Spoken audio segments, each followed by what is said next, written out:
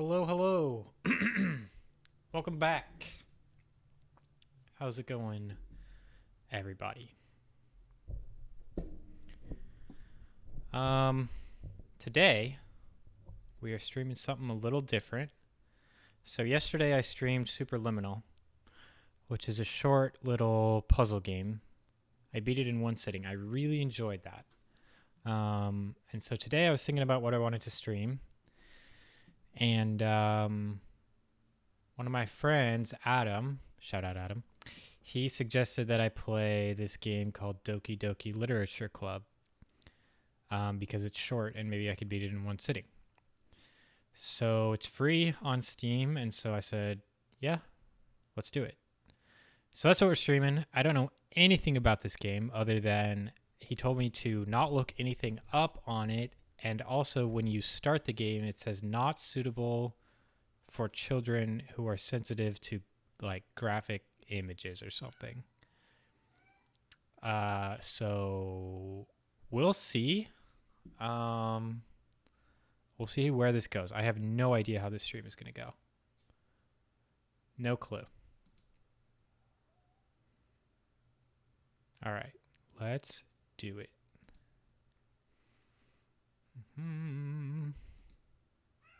Okay. We might, I need to see what the UI looks like. I might stretch it and make it completely full screen, but we'll see. Okay, you should hear the music now. Let me know if the mix is off.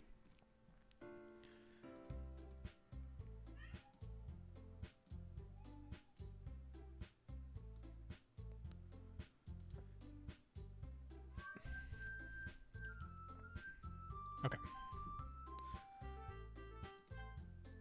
Please enter my name.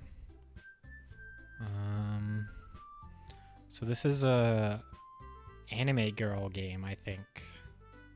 What's my anime girl name? I feel like it's like Devami Sun.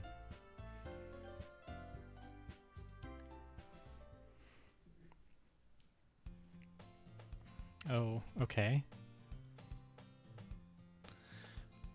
I see an annoying girl running toward me from the distance, waving her arms in the air like she's totally oblivious to any attention she might draw to herself.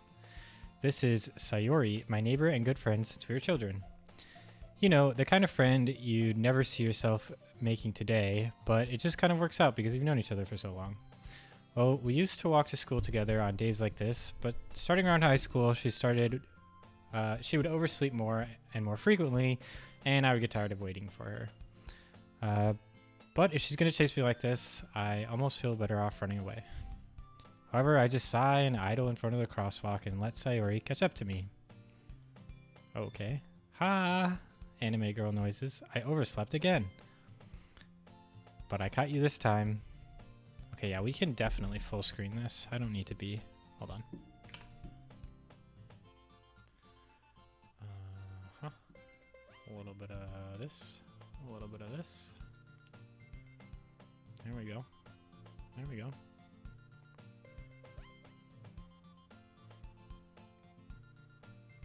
Okay. All right. Good? Yeah. Maybe, but only because I decided to stop and wait for you. You say that like you're thinking about ignoring me. That's mean, Devami-san.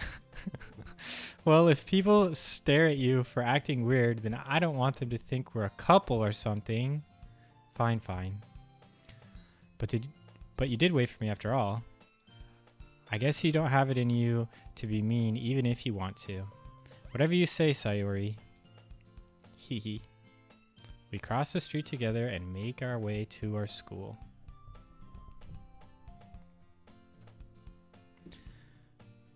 As we draw near, the streets become increasingly speckled with other students making their daily commute. By the way, Devami-san, have you decided to join a club yet? A club? I told you already, I'm not really interested in joining any clubs. I haven't been looking either. That's not true. You told me you would join a club this year. Did I? I'm sure it's possible that I did in one of our many conversations where I dismissively go along with whatever she's going on about.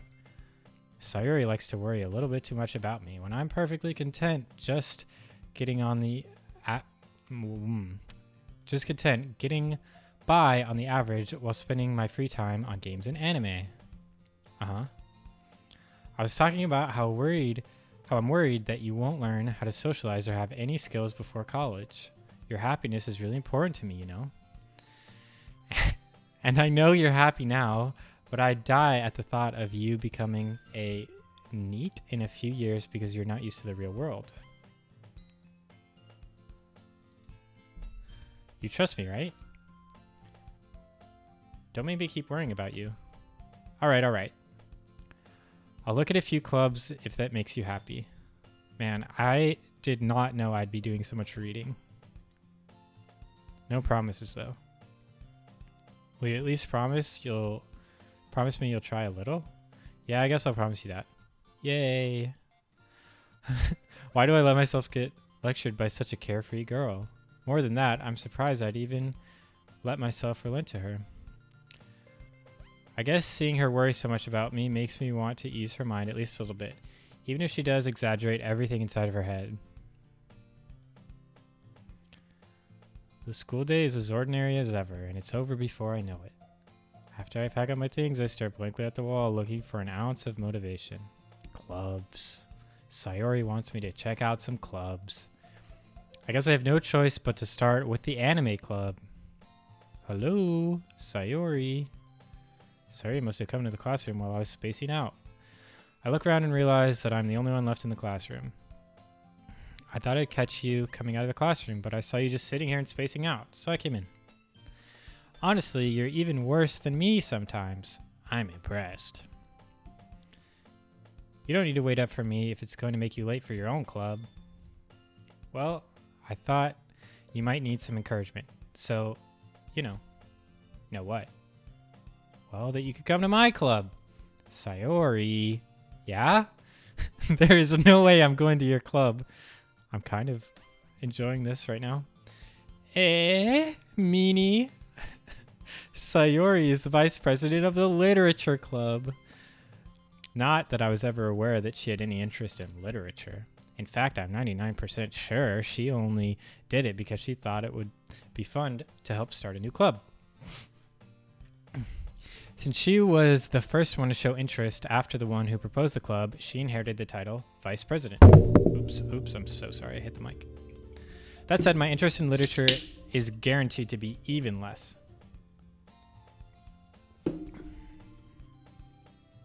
Yeah, I'm gonna go to anime club. Come on, please. Why do you care so much anyway? Well, I'm kind of told the club yesterday that I would bring a new member. And Natsuki made cupcakes and everything. Hee.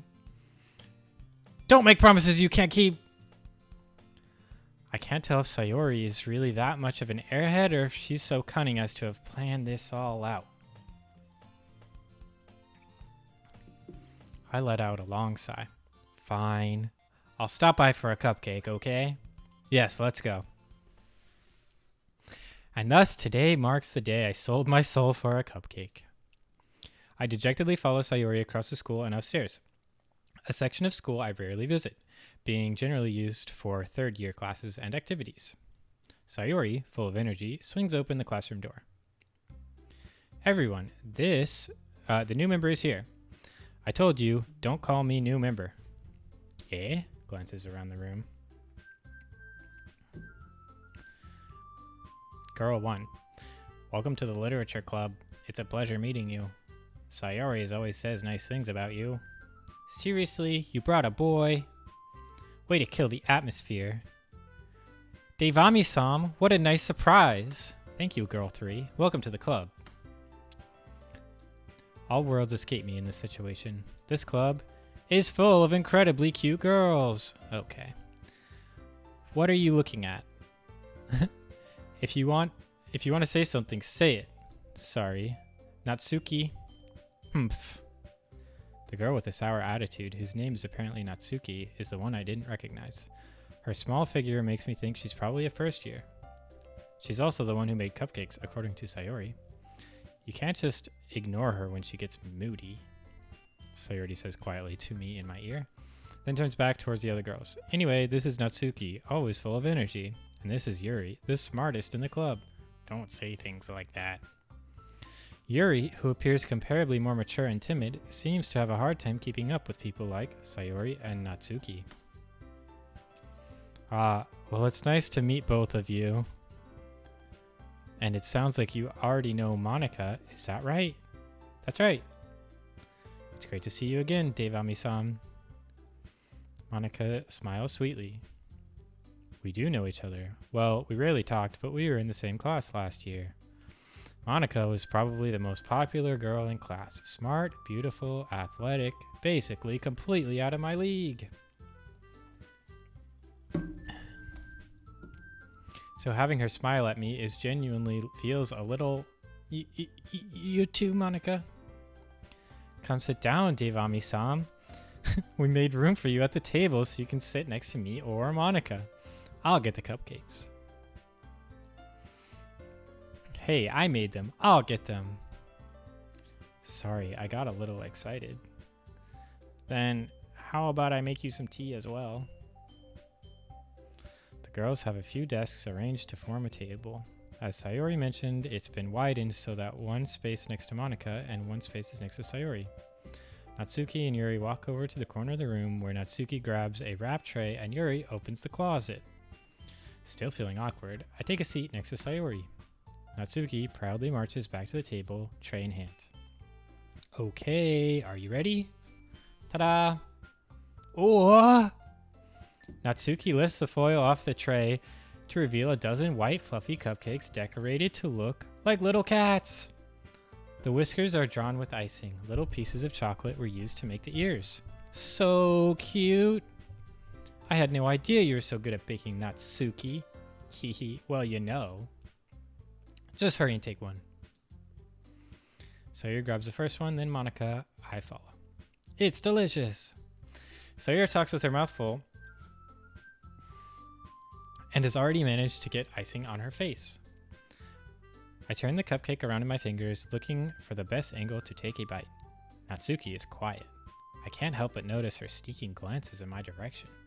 Is she waiting for me to take a bite? I finally bite down. The icing is sweet and full of flavor. I wonder if she made it herself. This is really good. Thank you, Natsuki. Why are you thanking me? It's not like haven't I heard this somewhere before? Made them for you or anything. I thought you technically did. Sayori said, well, maybe, but not for you. You know, you dummy. Alright. I give up on Natsuki's weird logic and dismiss the conversation. Yuri returns to the table, carrying out a tea set. She carefully places a teacup in front of each of us before setting down the teapot next to the cupcake tray. You keep a whole tea set in this classroom? Don't worry, the teachers gave us permission. After all, doesn't a hot cup of tea help you enjoy a good book? I guess. Hey. Don't let yourself get intimidated. Yuri's just trying to impress you. That's not... Insulted, Yuri looks away. I meant that, you know. I believe in you. Oh, I believe in you. Well, tea and reading might not be a pastime for me, but at least I get to enjoy tea. At least I enjoy tea. I'm glad. Yuri faintly smiles to herself in relief. Monika raises an eyebrow, then smiles at me. So, what made you consider the literature club? I was afraid of this question. Something tells me I shouldn't tell Monika that I was practically dragged here by Sayori. Well, I haven't joined any clubs yet, and Sayori seemed really happy here, so... That's okay, don't be embarrassed. We'll make sure you feel right at home, okay? As president of the literature club, it's my duty to make the club fun and exciting for everyone. Monika, I'm surprised. How come you decided to start your own club? You could probably be a board member for any of the major clubs. Weren't you a leader of the debate club last year? Ha ha ha. Well, you know. To be honest, I can't stand all the politics around major clubs. It feels like nothing but arguing about the budget and publicity on how to prepare events. I'd much rather take something I personally enjoy and make something special out of it. And if it encourages others to get into literature, then I'm fulfilling that dream.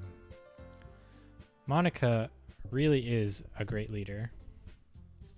Hold on, I just want to check OBS really fast. Cool. Okay. Monica really is a great leader. Yuri also nods in agreement. Then I'm surprised there aren't more people in the club yet. Must be hard starting a new club. You could put it that way. Not many people are very interested in putting out all the effort into start something brand new, especially when it's something that doesn't grab your attention, like literature. You have to work hard to convince people that you're both fun and worthwhile. But it makes school events like the festival that much more important. I'm confident we can all really grow this club before we graduate. Right, everyone? Yeah. We'll do our best. You know it. Everyone enthusiastically agrees. Such different girls, all interested in the same goal. Monica must have worked really hard just to find these three. Maybe that's why they were all so delighted by the idea of a new member joining. Though I still don't really know if I can keep up with their level of enthusiasm about literature. So, Devami-san, what kinds of things do you like to read? Well, considering how little I've read in the past few years, I don't really have a good way of answering that. Manga. I mutter quietly to myself, half joking. Natsuki's head suddenly perks up. It looks like she wants to say something, but she keeps quiet. Not much of a reader, I guess. Well, that can change. What am I saying? I spoke without thinking after seeing Yuri's sad smile. Anyway, what about you, Yuri? Well, let's see. Yuri traces the rim of her teacup with her finger. My favorites are usually novels that build deep and complex fantasy worlds. The level of creativity and craftsmanship behind them is amazing to me.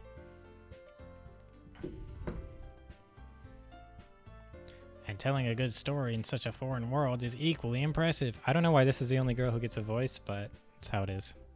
Yuri goes on, clearly passionate about her reading. She seems so reserved and timid since the moment I walked in, but it's obvious by the way her eyes light up that she finds her comfort in the world of books, not people.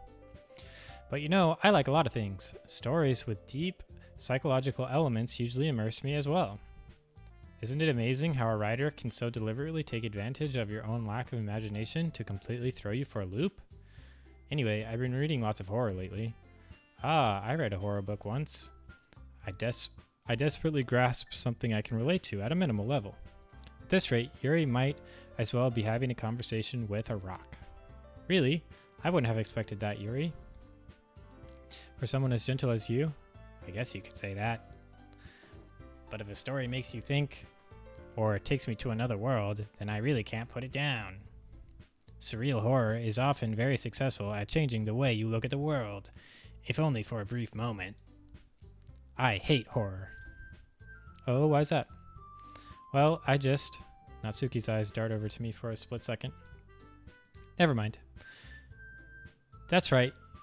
You usually like to write about cute things, don't you, Natsuki? What? What gives you that idea?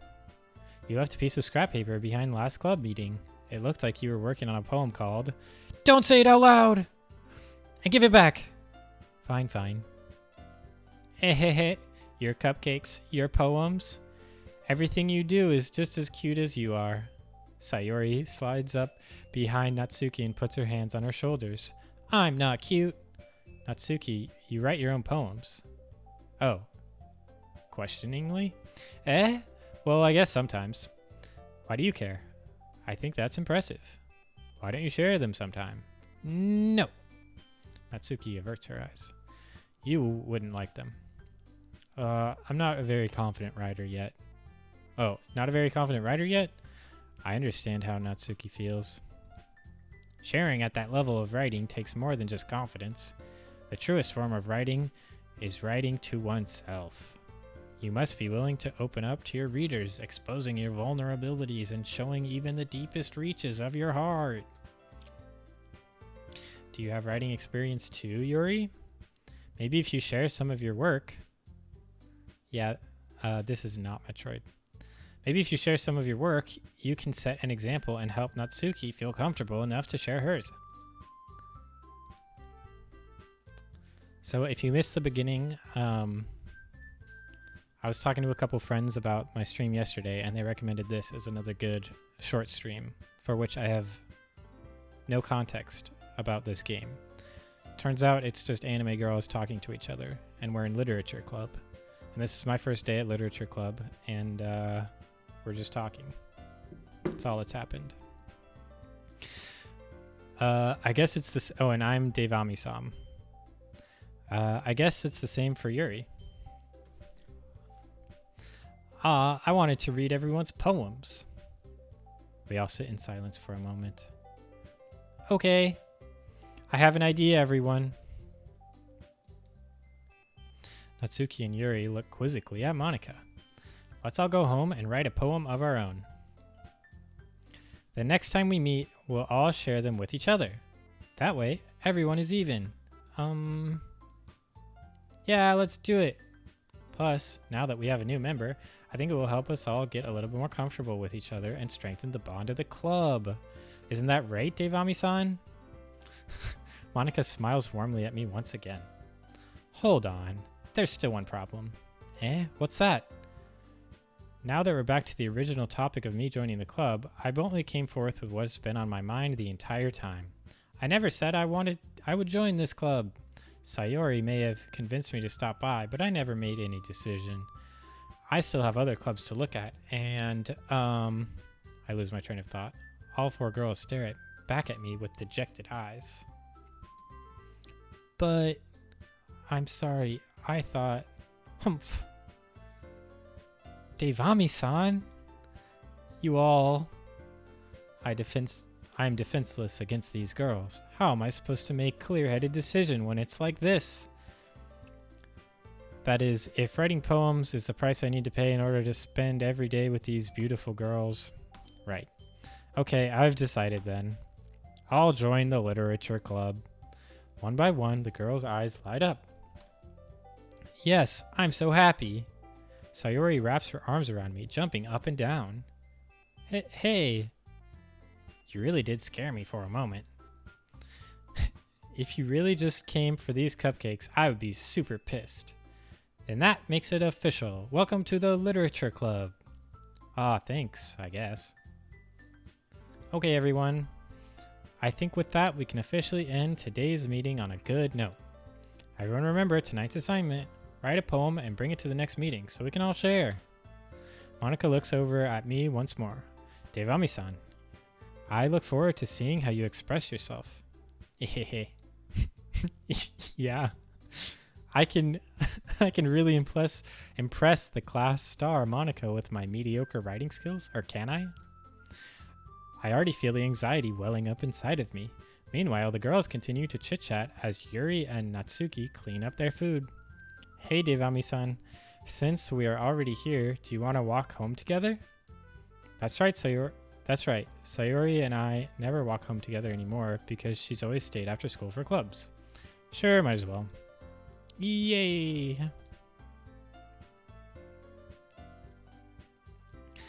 With that, the two of us depart the club room and make our way home. The whole way, my mind wanders back and forth between the four girls. Sayori, Natsuki, Yuri, and of course Monika. Will I really be happy spending every day? Every day? That's a lot for a club. After school in a literature club? Perhaps I'll have a chance to grow closer to one of these girls. All right. I'll just need to make the most of my circumstances, and I'm sure good fortune will find me. And I guess that starts with writing a poem tonight. Oh, okay, now we're actually playing a game. Pick words you think your favorite club member will like. Okay. Who are we trying to impress?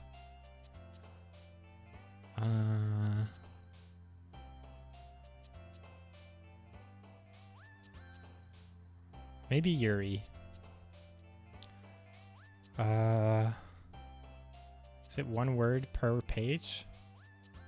Universe. Philosophy.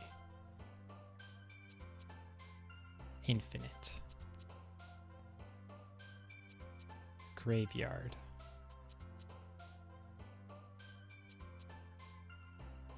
Unending. Grief. Atone.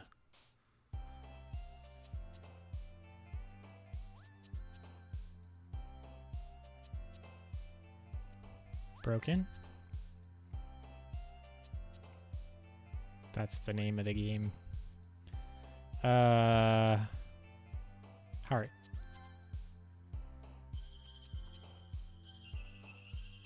Variance. Aura. I'm so good at writing poems. Misfortune. Ambient. Incongruent. How's it been so far? Hey, Skittle. Good. We're not that far in. I'm trying this game off a recommendation from a friend. I don't know anything about it. It's kind of like a visual novel so far. We're writing poems by picking words. Oh, she likes horror. It's a good game. Okay. It's the second recommendation. Journey. Melancholy.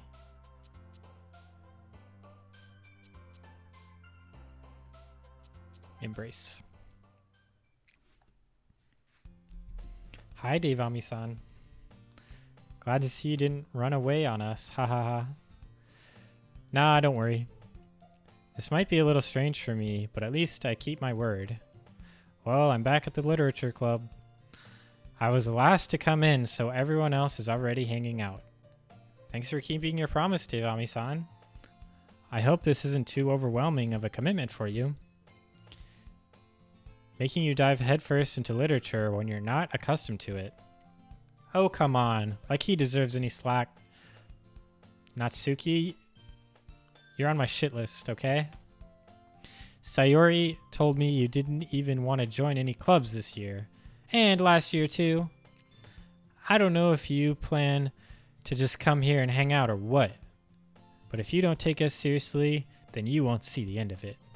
Natsuki, you certainly have a big mouth for someone who keeps her manga collection in the club room. Natsuki finds herself stuck between Monica and manga. Manga is literature. Swiftly defeated, Natsuki plops back into her seat. Don't worry, guys. Devami-san always gives it his best as long as he's having fun. He helps me with busy work without me even asking. Like cooking, cleaning my room. How dependable. Sayori, that's because your room is so messy it's distracting. And you almost set your house on fire once. Is that so? Ehehe. You two are really good friends, aren't you? I might be a little jealous. How come? You and Devami-san can be good friends too. Sayori? As usual, Sayori seems oblivious to the weird situation she just put me into. Oh, Yuri even brought you something today, you know? Wait, Sayori? Eh? Me? Not really. Don't be shy. It's really nothing. What is it? Never mind. Sayori made it sound like a big deal when it's really not. What do I do? I'm sorry, Yuri. I wasn't thinking. I guess it means it's up to me to rescue the situation. Hey, don't worry about it. First of all, I wasn't expecting anything in the first place. So any nice gesture from you is a pleasant surprise. It'll make me happy no matter what. Is that so? Yeah, I won't make it a big deal if you don't want it to be. All right, well here. Yuri reaches into her bag and pulls out a book. I don't want you to feel left out, so I picked out a book that I thought you might enjoy. It's a short read, so it should keep your attention, even if you don't usually read. And we could, discuss it if you wanted. This is How is this girl accidentally being so cute? She even picked out a book she thinks I'll like, despite me not reading much. Yuri, thank you. I'll definitely read this. I enthusiastically take the book. Phew! Well, you can read it at your own pace.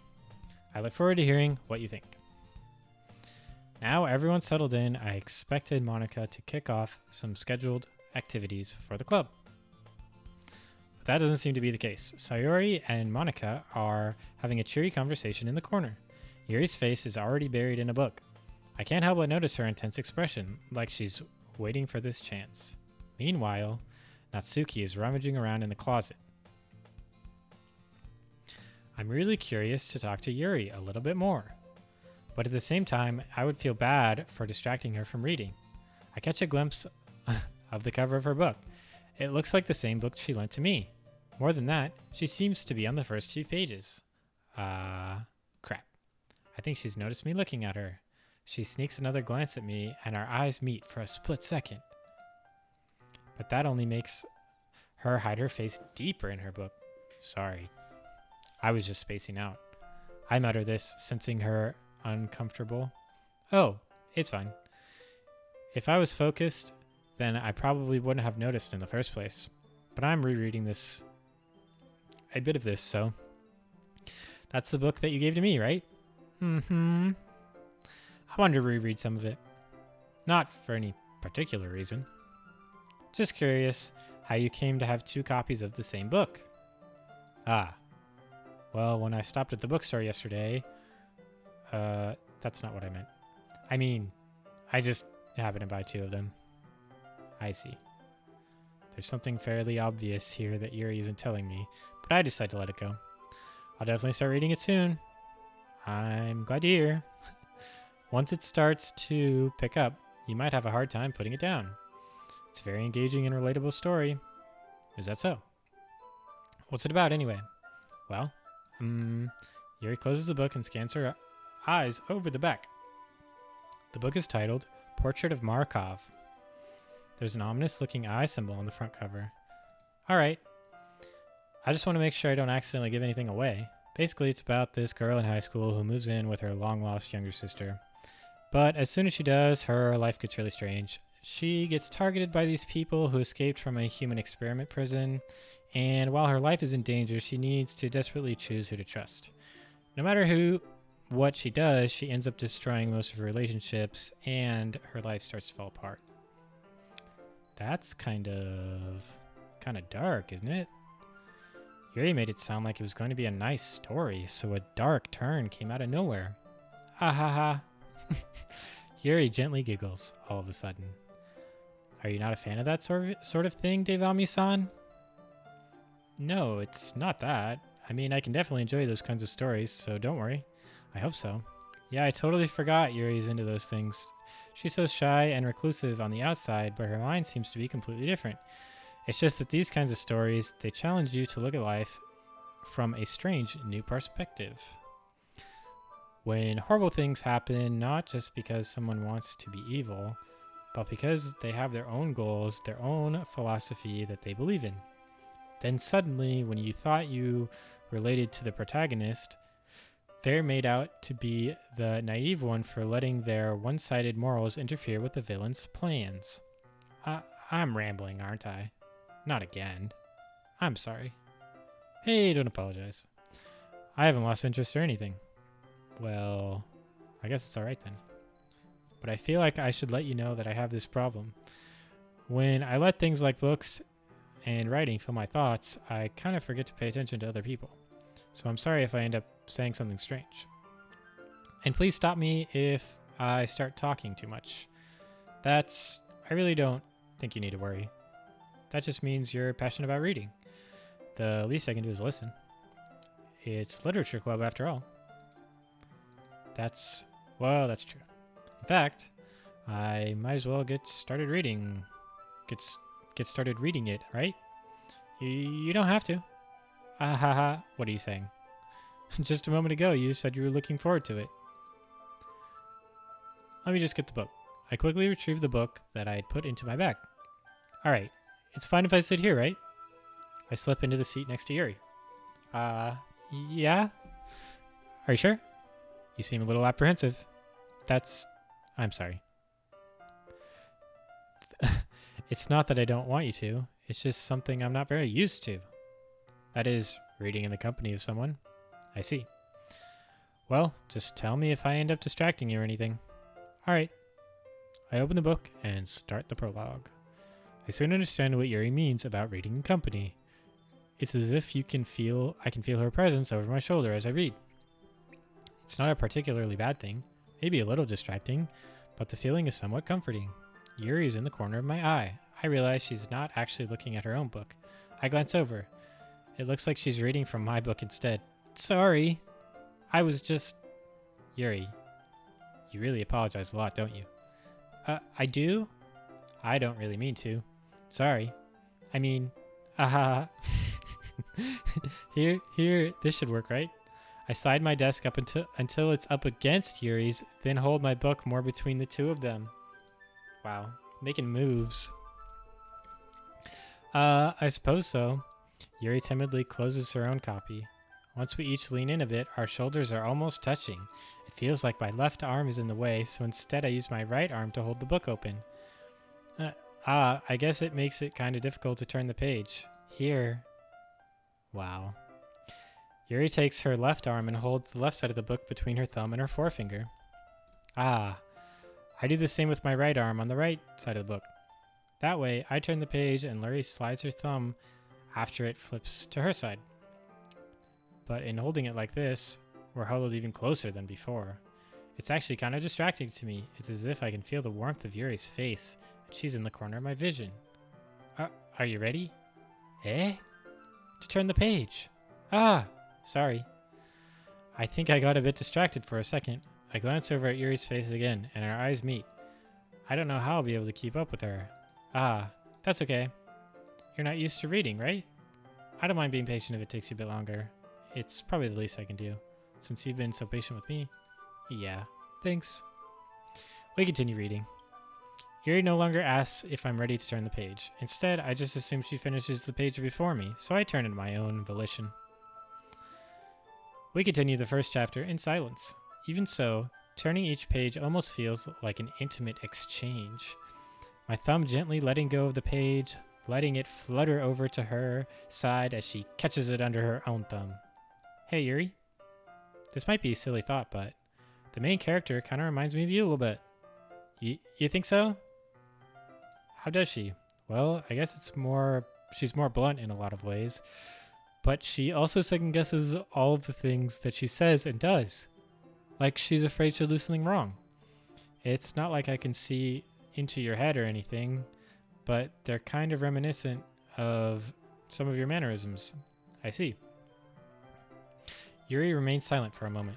But Devami-san, that's probably a terrible thing to have in common with her. It's so embarrassing that you think that. Wait, I didn't mean it in a bad way or anything. Sorry, I really don't know you're self-conscious about that sort of thing. I guess I meant it more, it's kind of cute. What are you saying all of a sudden? Okay, everyone. I think it's about time we share today's poems with each other. We might not have enough time if we wait too long. Yuri exhales, spared from finishing her thought. Is that alright, Yuri? You look kind of down. I'm sorry if you haven't been looking forward to this. It's fine. Yuri releases her hand from the desk, from the book, causing causing it to close on top of my thumb. All right, I guess I'll do some more reading tonight. Or would you prefer it if I only read it with you? I guess I don't have much of a preference. In that case, I'll read more tonight. It'll be more fun to read with you after it picks up a bit, you know? That's good reasoning. In that case, feel free to finish the first 2 chapters on your own time. All right. I stand up. I make a mental note of where I left off in the book, then slip it into my bag. By the way, did you remember to write your poem last night? Yeah? My relaxation ends. I can't believe I agreed to do something so embarrassing. I couldn't really find much inspiration since I've never really done this before. Well, now that everyone's ready, why don't you find someone to share with? I can't wait! Sayori and Monica enthusiastically pull out their poems. Sayori's is on a wrinkled sheet of loose leaf torn from a spiral notebook. On the other hand, Monica wrote hers on in a composition notebook. I can already see Monica's pristine handwriting from where I sit. Natsuki and Yuri reluctantly comply as well, reaching into their bags. I do the same. Who should I show the poem to first? Obviously Yuri. Yuri seems the most experienced, so I should start with her. I can trust her opinion, to be fair. As Yuri reads the poem, I notice her eyes lighten. Exceptional. Eh? What was that? Did I say that out loud? Yuri first covers her mouth, but then ends up covering her whole face. He's gonna hate me. You really didn't do anything wrong, Yuri. Eh? I guess you're right. What am I getting so nervous for? Ahaha. Yuri takes a breath. So, what kind of writing experience do you have? Your use of imagery and metaphors indicates you've written a lot of poetry before. Really? Well, that's a huge compliment coming from you. This is actually my first time. Really? Huh? Yuri stares at me blankly, then looks at my poem again. Well, I know that. I just meant, Yuri trails off, unable to find an excuse. She traces her finger along the words in the poem, as if breaking it down more thoroughly. Yeah, okay. This is the reason I would be able to tell. It's just that there are specific writing habits that are usually typical of new writers, and having been through that myself, I kind of learned to pick up on them. I think the most noticeable thing I recognize in new writers is that they try to make their style very deliberate. In other words, they tend to pick up writing styles separate from the topic matter, and they make form fit the two together. The end result is that both the style and the expressiveness are weakened.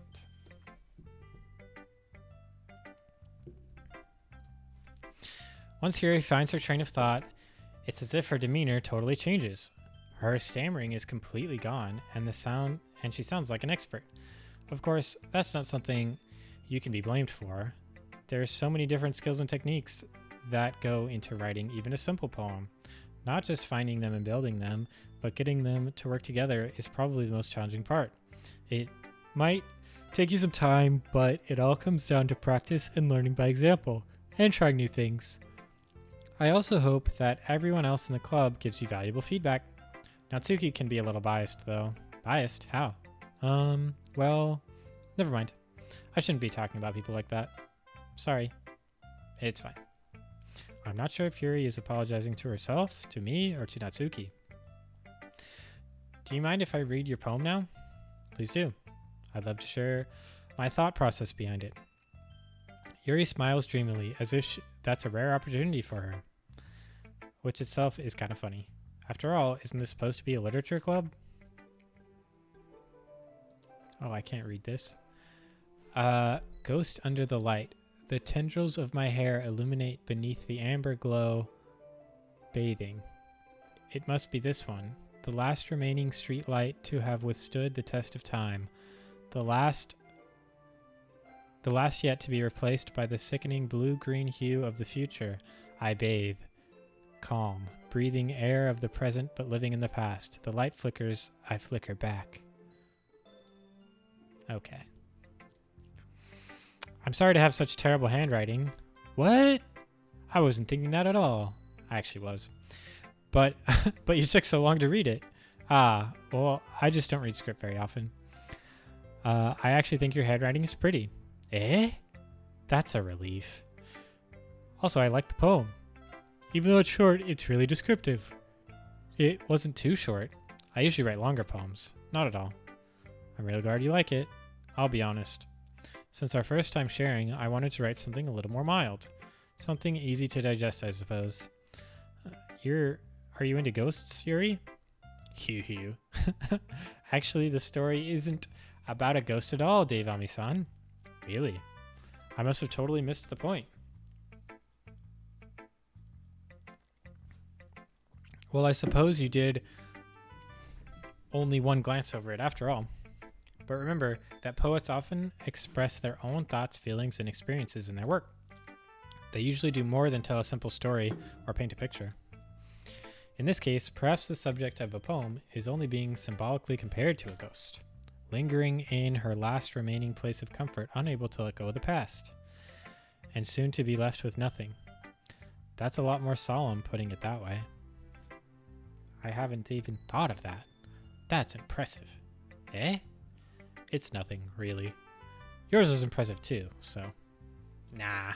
If anything, I could probably learn a thing or two from you. You think so? Yeah, of course. You know, I was really nervous about doing all this, but in the end I enjoyed it. I'm going to keep doing my best for you, Dave Ami-san. Me too. Whew, there's a lot of reading.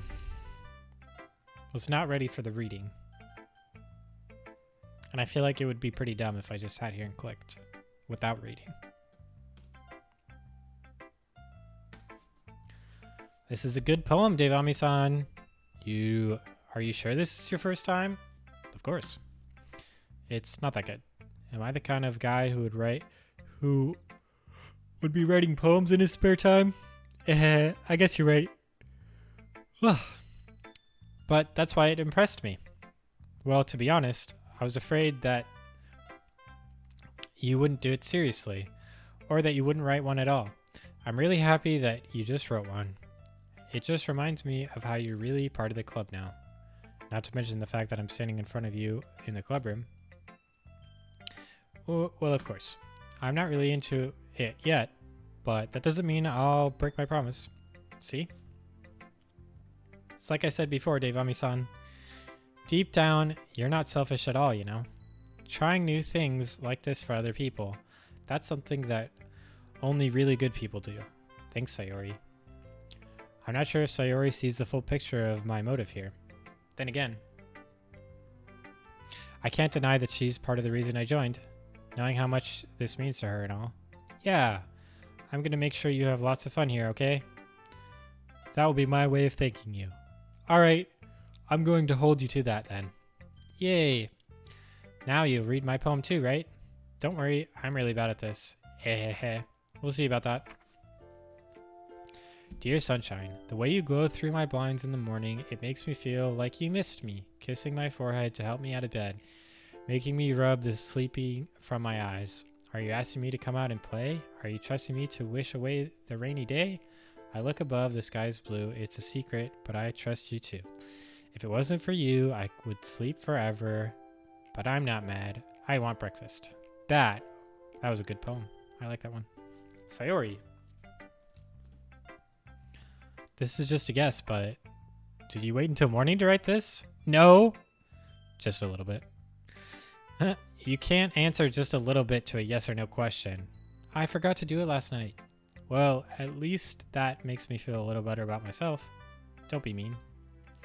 I still tried my best. Yeah. I didn't mean to say that it was a bad poem. It came out nice, or how should I put it? It sounds just like you. Really? Yeah. Especially that last line. I made eggs and toast. Even though you're late to school? It's bad to skip breakfast. I get all cranky. Well, I guess there's no point in arguing. Anyway, thanks for showing me. Hey. This was so much fun. Monica's the best. Monica's is the best. Yeah. But next time I won't forget. I'm gonna write the best poem ever. Well, I guess I look forward to it. Ugh, Natsuki last. Hi, Devami-san. Having a good time so far? Yeah. Good to hear it. By the way, since you're new and everything, if you ever have any suggestions for the club, like new activities or things we can do better, I'm always listening. Don't be afraid to bring things up, okay? Alright, I'll keep that in mind. Of course, I'll be afraid to bring things up. I'm much better at just going with the flow until I'm more settled in. Anyway, want to share your poem with me? It's kind of embarrassing, but I guess I have to. Ah ha ha. Don't worry, Devami-san. We're all a little embarrassed today, you know? But it's just that sort of barrier that we'll all learn to get past soon. Yeah, that's true. I hand Monica my poem. Great job, Devami-san. I was going ooh in my head while reading it. It's really metaphorical. I'm not sure why, but I didn't expect you to go for something so deep. I guess I underestimated you. It's easiest for me to keep everyone's expectations low. That way, it always counts when I put in some effort. Ahaha, that's not very fair. Well, I guess it worked anyway. You know that Yuri likes this kind of writing, right? Writings that's full of imagery and symbolism, unlike Sayori, who likes to use simple and direct words to describe happiness and sadness. Yuri likes it when readers are left to derive their own meaning out of it.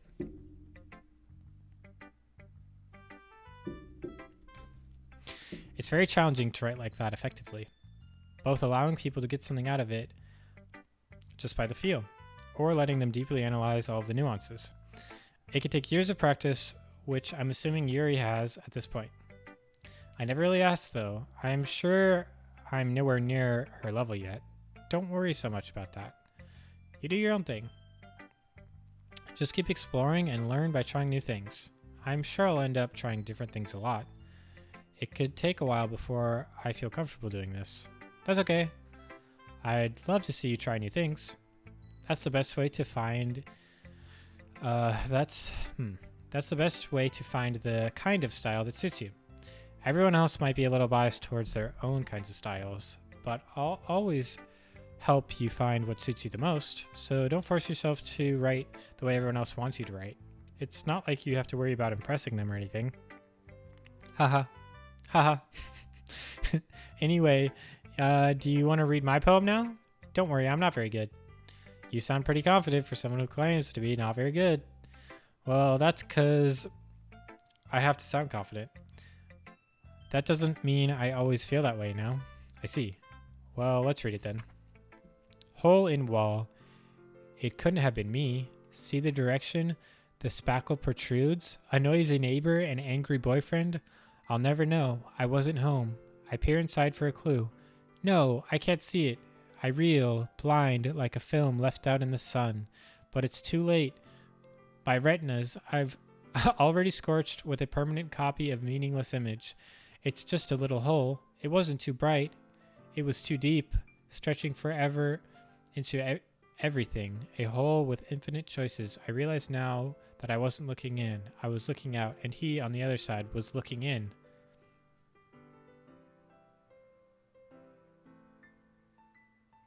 I didn't like this poem.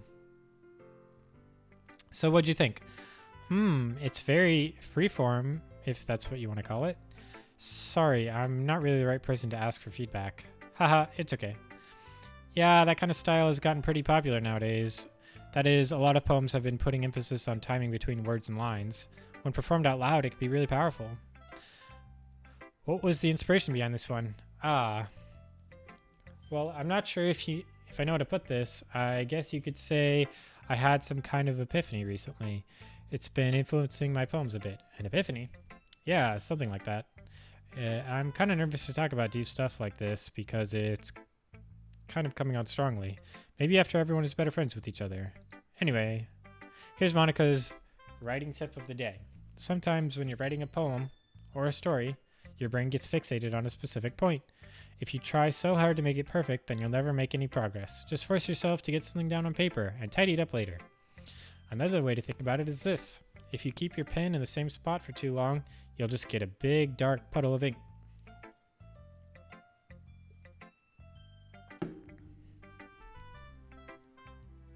So just move your hand and go with the flow. That's my advice for the day. Thanks for listening. Who should I show my poem to next? Natsuki. Dot dot dot dot dot dot. Devami-san, if you're not going to take this club seriously, then go home. What? Harsh. What do you expect me to believe? That you actually put effort into this? You think I'm stupid? I'm not a writer. Maybe it's not very good, but yeah, I did put effort into this. Well, we all did start somewhere, right? If you're still proud of the first poem you ever wrote, then I'd like to read it. Nani? Painful to think about? Fine. Well, sorry. You'll get better anyway. I tell you what to improve, but you're better off just trying again. Fair enough. Well, to each their own, I guess. Anyway, I guess I gotta go share mine now. Knowing you, you'll probably think it's stupid. Eagles can fly, monkeys can climb, crickets can leap, horses can race, owls can seek, cheetahs can run, eagles can fly, people can try, but that's about it. That is a good poem. Yeah. I told you weren't gonna like it. I like it. What? Just be honest. I am. Why are you so convinced that I wouldn't like it? Well, because everyone in high school thinks writing has to be all sophisticated and stuff, so people don't even try take my writing seriously. But isn't that the point of poems? For people to express themselves? Your writing style wouldn't make your messages any less valid. Exactly. I like when it's easy to read but hits you hard. Like in this poem. Seeing everyone around you do great things can be really disheartening. So I decided to write about it. Yeah, I understand. But the other nice thing about simple writing is that it puts more weight on the wordplay. Like, I set it up to rhyme at the end, but then made it fall flat on purpose. It helps bring out the feeling in the last line. So you did. I guess more went into that than I realized. That's what it means to be a pro. I'm glad you learned something. Didn't expect that from the youngest one here, did ya? Yeah, I guess not. I decided to humor her with that last comment. I don't really care how old everyone is, but if Natsuki is feeling proud, then I won't take that away from her. Phew.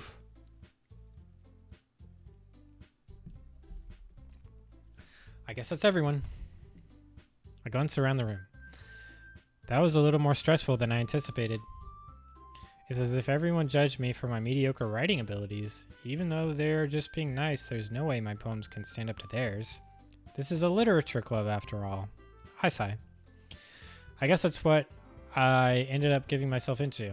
Across the room, Sayuri and Monica are happily chatting. My eyes land on Yuri and Natsuki. They gingerly exchange sheets of paper sharing their respective poems.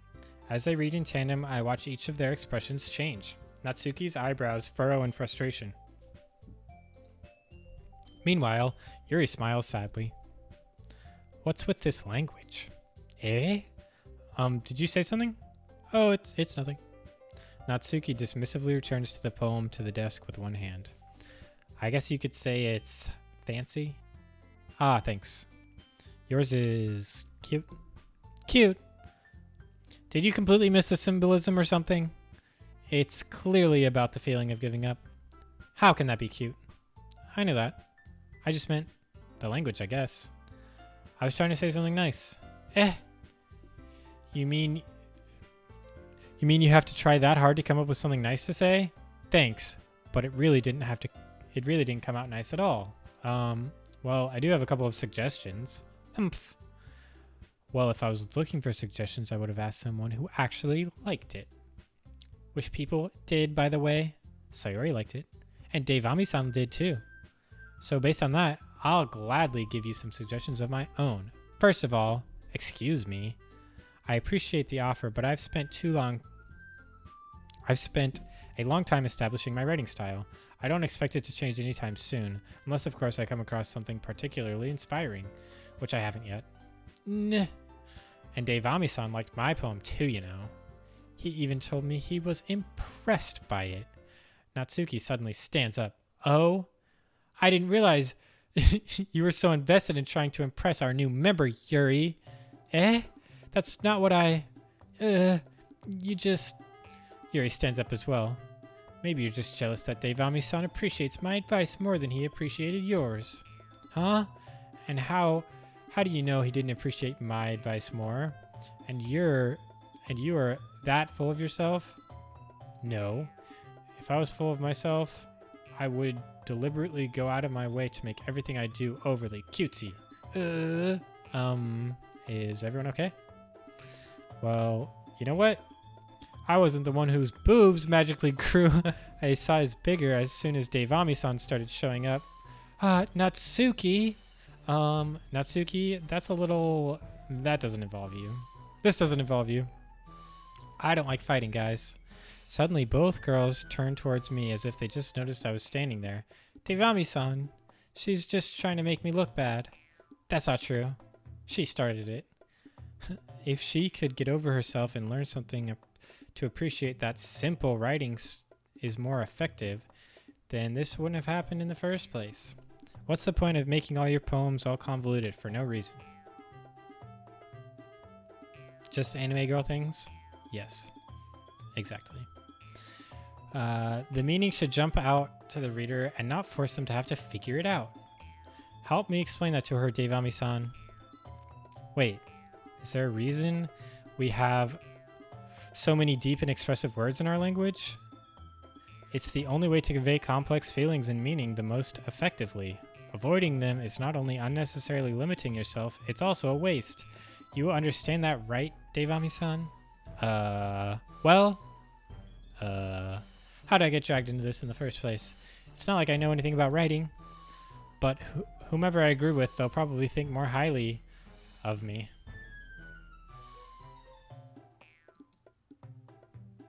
Her clothes are very tailored. I'll say this one. Natsuki glares at me, drying up any words I had in my mouth. So instead I turn to Yuri. Yuri! But Yuri's expression is so defenseless that I can't bring myself... to say anything to her. Sayori... Yeah? Everyone's fighting is making Sayori uncomfortable.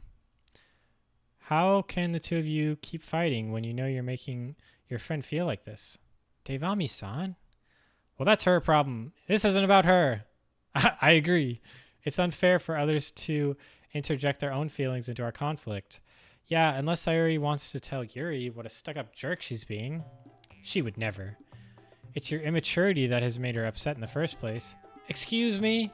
Are you listening to yourself? This is exactly why. Exactly why nobody likes... Stop! Natsuki, Yuri, you guys are my friends. I just want everyone to get along and be happy. My friends are wonderful people, and I love them because of their differences. Natsuki's poems. They're amazing because they give you so many feelings with just a few words. And Yuri's poems are amazing because they paint beautiful pictures in your head. Everyone's so talented. So why are we fighting? Because, well, also, Natsuki's cute, and there's nothing wrong with that. And Yuri's boobs are the same they've always were. Big and beautiful. Sayori stands up triumphantly. Monika stands behind her with a bewildered expression. I'll make some tea. Yuri rushes off. Natsuki sits down with a blank expression on her face, staring at nothing. So this is why Sayori is vice president, I whisper to Monika. She nods in return. To be honest, I might come off as a good teacher, and I can organize things, but I'm not very good with people. I couldn't bring myself to interject. As president, that's kind of embarrassing of me. Ha ha ha. Nah. It's not like I can blame you. I wasn't able to say anything either. Well, I guess that just means Sayori is amazing in her own way, isn't she? You could say that. She might be an airhead, but sometimes she's weirdly suspicious that... It's weirdly suspicious that she knows exactly what she's doing. I see. Take good care of her, okay? I would hate to see herself getting hurt. That makes two of us. You can count on me. Monika smiles sweetly at me, causing my stomach to knot. She's a genuine person, really does make a good president, regardless of what she says. If only I could get a chance to talk with her a bit more. Okay, everyone. It's just about time for us to leave. How did you feel about sharing your poems? It was a lot of fun. Well, I'd say it was worth it. It's alright. Well, mostly. Devami-san, how about you? Yeah, I'd say the same. It was pretty neat to talk about with everyone. Awesome. In that case, we'll do the same thing tomorrow. And maybe you learn something from your friends too. So your poems will turn out even better. I think to myself, did I learn more about the kinds of poems everyone likes?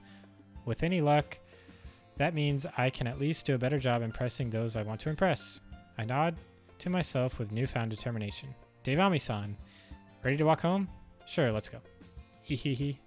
Sayori beams at me. It's truly been a while since Sayori and I have spent this much time together. I can't really say I'm not enjoying it either. Sayori? About what happened earlier. What do you mean? You know, between Yuri and Natsuki? Does that kind of thing happen often? No. That's really the first time I've seen them fight like that. I promise they're both wonderful people. You don't hate them, do you? No, I don't hate them. I just wanted your opinion, that's all. I can see why they'd make good friends with you. Phew. You know, Devami-san, it's nice that I get to spend more time with you in the club, but I think seeing you get along with everyone is what makes me the happiest. And I think everyone really likes you too. That's... Hehehe. Yuri is the best. That is the correct answer. I agree. Although I like Sayori too. Every day is going to be so much fun.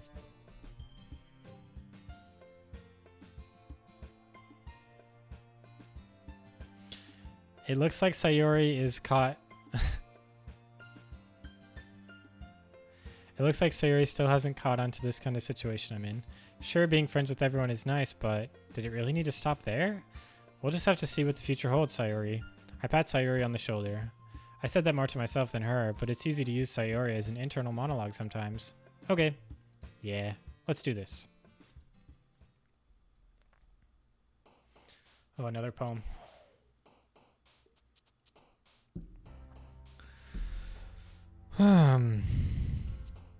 Analysis.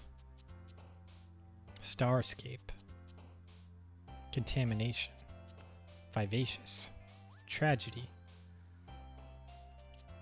Disaster. Time. Spinning. Crimson. Unending. Games. Party. Memories. Promise. Papa. After image. Lipstick. Rainbow. Essence. Incongruent. Man, fire poem. Okay, another day passes and it's time for a club meeting already. I've gotten a little more comfortable here over the past couple of days. Entering the club room, the usual scene greets me. Hi, Devami-san. Yo, Sayori. Looks like you're in a good mood today. Hee. I'm just still not used to you being in the club, that's all. I see. That's a pretty simple thing to get you in a good mood. But I guess it's always the simple things with you anyway. Speaking of which, I'm kind of hungry. Will you come with me to buy a snack? No thanks. That's not like you at all. I have my reasons. Why don't we take a look in your purse, Sayori? Oh, why is that all of a sudden? No reason, really. I just want to look at it. Sayori nervously retrieves her coin purse. She fumbles around with the latch and gets it open. Then she turns it upside down and lets its contents spill out of the desk. Only 2 small coins fall out. Ah, I knew it. I can see right through you, Sayori. That's not fair. How do you even know? It's simple. If you had enough money in the first place, you would have bought a snack before coming to the club room. So either you're not hungry and want an excuse to take a walk, or you plan to conveniently forget that you spent all your money so that I would lend you some.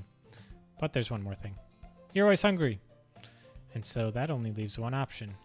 I give up. Don't make me feel guilty. If you feel guilty, that means you deserve to feel guilty. Haha. Yuri suddenly giggles. I didn't notice she was listening. Her face was in the book, as always. I wasn't listening or anything. I was just something in my book. Yuri, tell Dave Amisam to let me borrow some money. Don't get me involved like that, Sayuri. Besides, you should only buy what you can responsibly afford. And frankly, after pulling a mischievous little stunt like that, your suffering is fair enough retribution. I didn't mean that. I got too absorbed into my book. I really like it when you speak your mind, Yuri. It doesn't happen much, but it's a fun side of you. There's no way you could think that. You're right, though. I did something bad, and now I have to accept the retribution. That I'm still coming from you, Sayuri. Still coming from you, Sayuri. I guess there's a little devil inside all of us, isn't there? Ehehe. Don't let her fool you. Sayuri knows exactly what she's doing. After all, she told you guys she was bringing me to the club before she even told me. But you wouldn't have come if you weren't for the cupcakes. So I had to trick Natsuki into making them. Come on, give me more credit than that, Sayuri. Hehehe. Pwap! Ka! Out of nowhere, something smacks Sayuri in the face and tumbles onto the desk. Ow! What was... A cookie. Sure enough, it's a giant cookie wrapped in plastic. Sayuri glances around. Is this a miracle? It's because I paid my retribution? Actually, that one almost worked. Ha ha ha. I was just gonna give it to you. But then I heard you blab about the cupcakes. It was totally worth seeing your reaction, though. Haha. Natsuki. That's so nice of you. I'm so happy. Sayuri hugs the cookie. Geez, just eat it. Sayuri rapidly tears into the wrapper and takes a big bite.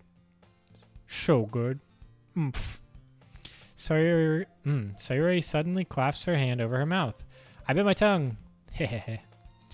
You're going through a lot just over one cookie. Natsuki takes a bite of her own cookie. Ah, yours looks really good too, Natsuki. Can I try it? Jeez. Beggars can't be choosers. But if yours is chocolate... Yeah, why do you think I gave you that one? Fine. Still, I'm really happy that you shared this one with me. Ehehe. Sayuri gets out of her seat and goes behind Natsuki, then wraps her arms around her. Ah, jeez. I get it. Cookie still in hand, Natsuki reaches up to nudge Sayuri off of her. Sayuri suddenly leans down and takes a bite of Natsuki's cookie. Hey, did you seriously just do that? Ooh hoo hoo hoo. Mouthful, Sayuri trots away safety. Here and I laugh as well. Geez, you're such a kid sometimes.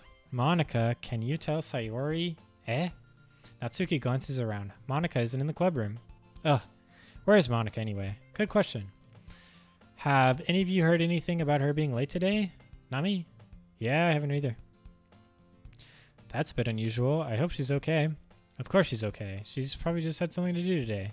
She's pretty popular after all. You don't think she has a... Ha ha ha, I wouldn't be surprised. She's probably more desirable than all of us combined. That's true. Excuse me? Suddenly, the doors swing open. Sorry, I'm super sorry. Ah, there you are. I didn't mean to be late. I hope you guys weren't worried or anything. Monica chose the club over her boyfriend after all. You're so strong-willed. Boyfriend? What on earth are you talking about? Monica quizzically glances at me. Never mind that. What held you up anyway? Well, my last period of the day was study hall. To be honest, I kind of just lost track of time. Haha.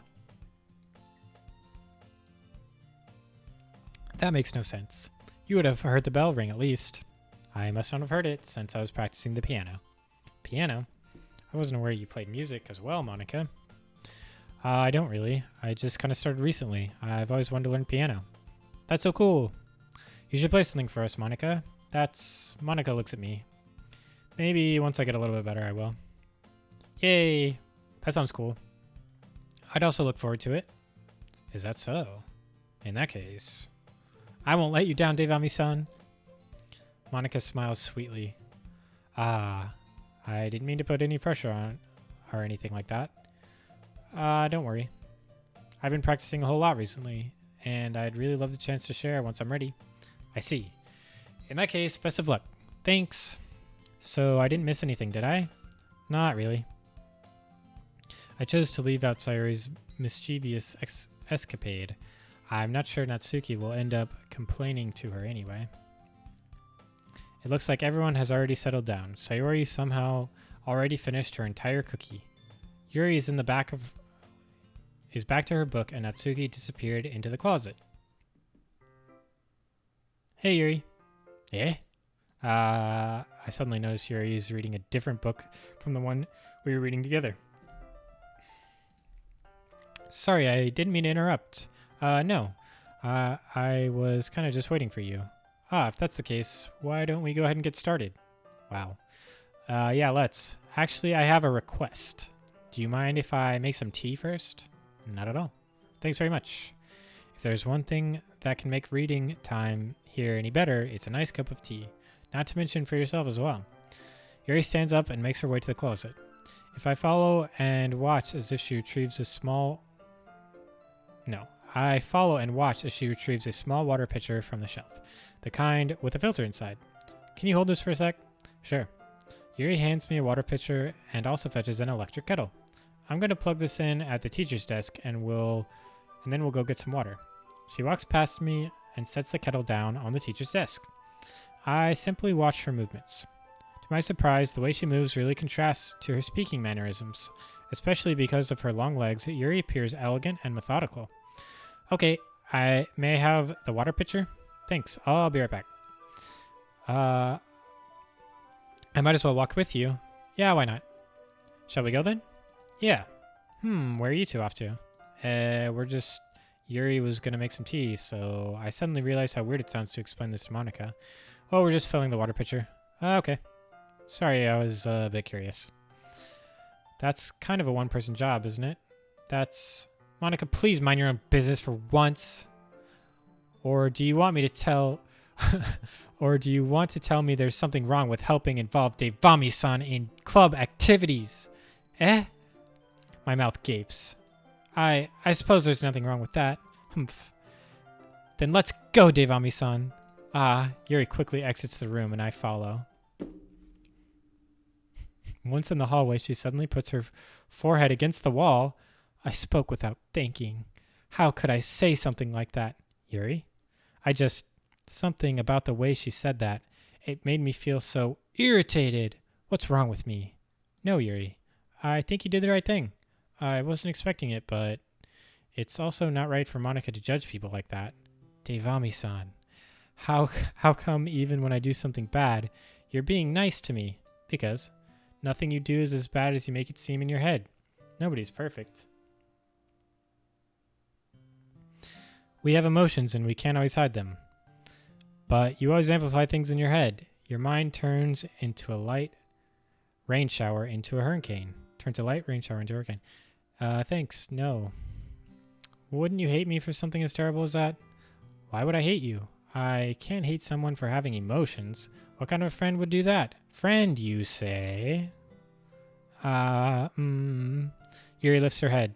Devami-san, I really like being friends with you. Thanks, Yuri. I like being friends with you, too. I feel kind of awkward saying something like that, but I'm doing my best to help Yuri feel better. Anyway, yeah. Shall we go? Yeah. Yuri and I walked to the nearest water fountain. Once we fill up the water pitcher, we return to the classroom. Devami-san, do you like oolong tea? Yeah. Anything's fine. Very well. Yuri sets the temperature on the kettle to 200 degrees. Now, it's time to get the teapot. You really do this properly, don't you? Of course. I shouldn't do any less when I'm making tea for others. Even if I'm not an expert on tea or anything. Hew. In that case, you'll only be more impressed. Perhaps I will. Yuri fetches the teapot and begins measuring the tea leaves. To my surprise, she even starts humming a little to herself. You must be in a good mood now. Is that so? I was letting it show. And you noticed. I was doing a bit of thinking, and I decided that I would try expressing myself a little bit more. It turns out it's not very hard for me to do. When it's just you who's around, anyway. Well, that's great, Yuri. Just don't push yourself too much. You're always worrying about me, Devami-san. It's very endearing. Yuri wasn't kidding. I don't even know if I can keep up with this. I watched Yuri pour a cup of tea for each of us. Devami-san, I have another request. Do you mind if we sit on the floor today? Why's that? It's a little easier on my back. I can read with my back up against the wall rather than bending over at my desk. Ah, sorry, I didn't realize. No worries. I just have back pain fairly regularly, so I do my best to manage it. Is that so? I wonder why that is. It's most likely because of your posture. Always hunched over like that while reading? Yeah. I have terrible reading posture, so that's why we should sit on the floor. Okay, fair enough. I'll go ahead and get the book. I retrieved my book from my bag. I have some chocolate as well. It's a bag of small chocolate candies that I keep hidden from Sayori's rare candy radar. I take it since it'll go well with the tea. Yuri and I sit against the wall, teacups at our sides. As if in sync, we assume the same reading position at long last, each holding half of the book. Except this time, our bodies are even closer to one another. I can't see too well. Yuri slides closer, and our shoulders are touching. How am I supposed to focus reading like this? Yuri is always kind of cute, but when she's being less apprehensive, it's almost more than I can handle. Your teacup. Yuri hands me my teacup. Holding it with my hand that's not holding the book, I end up in a position that makes it even harder to focus, because now I need to worry about making sure I don't accidentally touch her chest. Meanwhile, Yuri hasn't noticed a single thing. She wears her intense reading expression, and I can only presume the world around her has faded away. I use all of my willpower to focus on reading. After a few minutes, I finally manage to relax a bit. I put the teacup between my legs and fumble with the chocolate wrapper. Sorry. I briefly let go of the book. Yeah, this is super realistic. I briefly let go of the book to finish opening the wrapper. You can have as much as you want. Oh, that's okay. I won't take any. Are you sure? Well, if I touch it, then it might smudge on the pages. You're right. I didn't even think about that. My bad. No need to apologize. I'll hold the book, okay? Are you sure? Of course. Yuri opens the book with both hands. She holds it so that I don't have any harder of a time reading from it. But as a result, her left arm is practically resting on top of my leg. Well, in that case, Yuri is already totally focused on reading again. I take a chocolate candy and pop it into my mouth. Then I take another chocolate and I hold it up to Yuri. She doesn't even look away from the book. She simply parts her lips as if the situation is completely natural. But that means I can't stop here. I apprehensively place the chocolate in her mouth. Just like that, Yuri closes her lips over it. Yuri's expression suddenly breaks. Did I just... Yuri looks at me like she needs to confirm what just happened. Devami-san? Sorry. I guess I shouldn't have done that.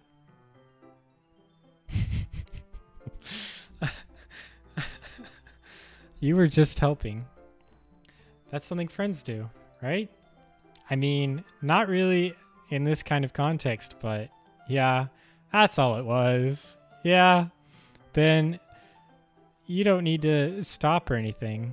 I see. The situation has gotten really tense. Yuri tries to return the book, but I can't. But I can just tell by her expression that even she can't focus now. My heart is pounding. I nervously take another chocolate between my fingers. This time Yuri's eyes meet mine. How did it even come to this? Yuri doesn't avert her gaze. I notice her chest rising and falling in the rhythm of her breaths. I raise my arm. Like before, Yuri parts her lips, but it's different this time. I take the chocolate and place it in her mouth. I feel a hot breath on my fingers. Okay, everyone. Ooh, Yuri jolts back. It's time to share poems. Devami-san, you can help Yuri put that tea stuff away, right? Yeah, of course. Okay, thanks. The spell is abruptly broken. I'll take care of the cups. Yeah.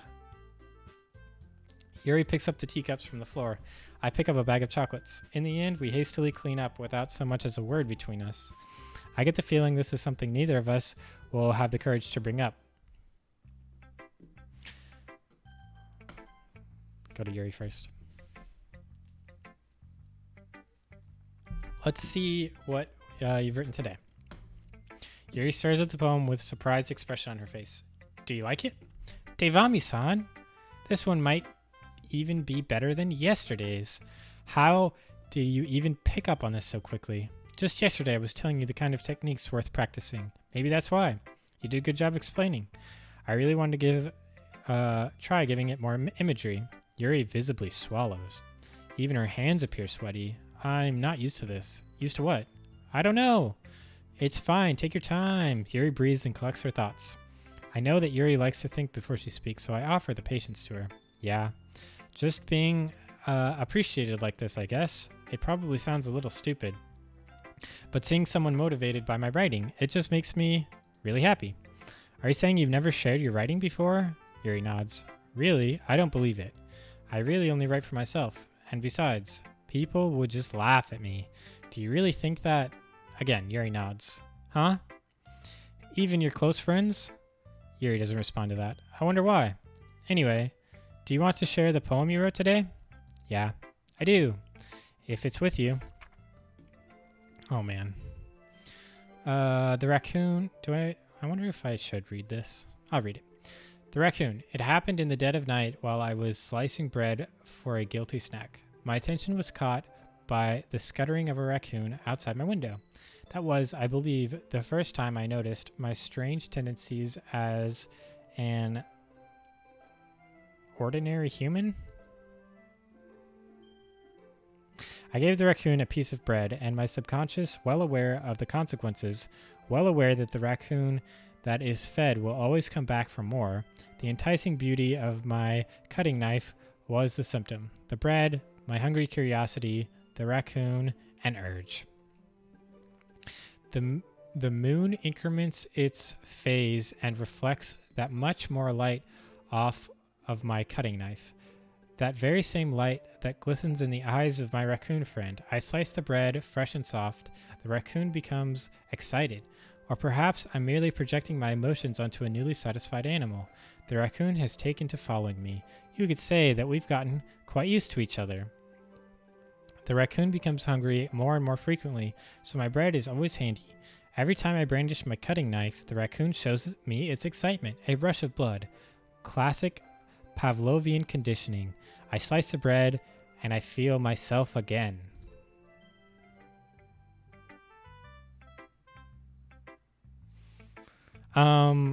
It was a little more daring with this one than yesterday. I can see that. It's a lot more metaphorical.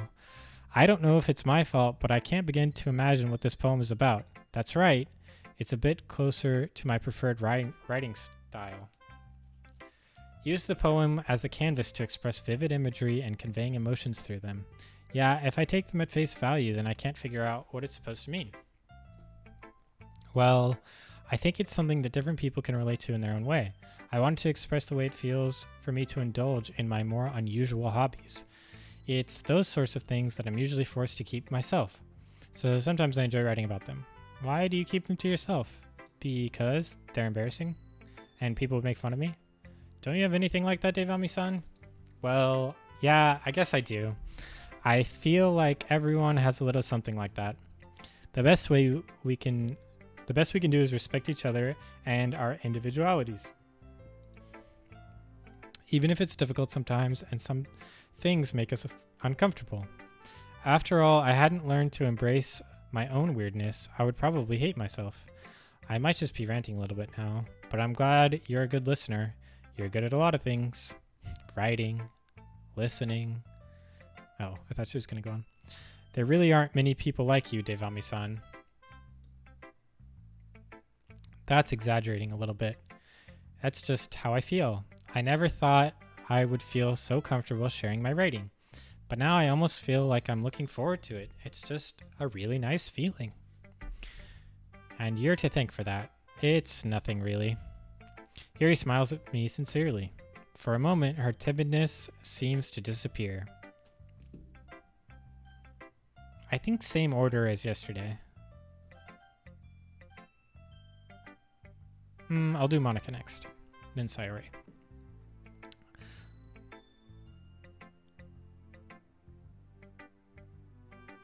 Hi again, Devami-san. How's the writing going? Alright, I guess. I'll take that. As long as it's not going bad, I'm happy that you're applying yourself. Maybe soon you'll come up with a masterpiece. Haha, I wouldn't count on that. You never know. Want to share what you wrote for today? Sure, here you go. I gave my poem to Monica. Alright, this one's good. It feels like you're not only getting more comfortable with your style, but the imagery is better than the last one I read. Just wondering, but have you been finding inspiration in Yuri's writing style? I guess so. You can't deny that she's talented. Yeah, totally. I think her poems are the most romantic. That's the best way I can describe it, but she's a totally different person when she picks up a pen. I noticed that too. Or when she's talking about literature, it's like a light turns on inside of her. Sadly, it's hard to get much personal conversation out of her. Trust me, I've tried. Who knows what goes inside that head of hers? I hope you don't mean that in a bad way. No, of course not. I just meant that I wish she didn't keep so much to herself. But still, defending her like that, you must be pretty into her. Eh? You completely misunderstood. Haha, calm down, I'm kidding. Besides, I'm pretty sure she already has a boyfriend. Wait, really? Yeah, fictional one anyway. Monica kind of whispers that last part to me. It's just a hunch, but... well, there's not really anything wrong with that. Oh, well, I know. I was just saying. But anyway. You want to read my poem now?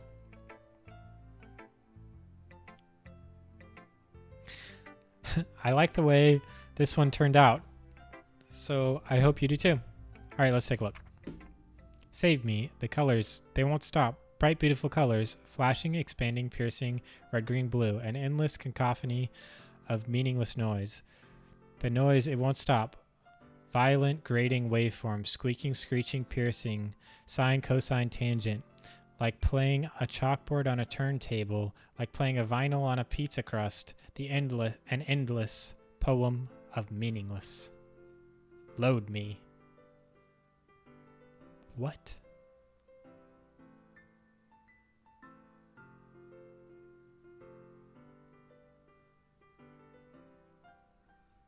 What a poem.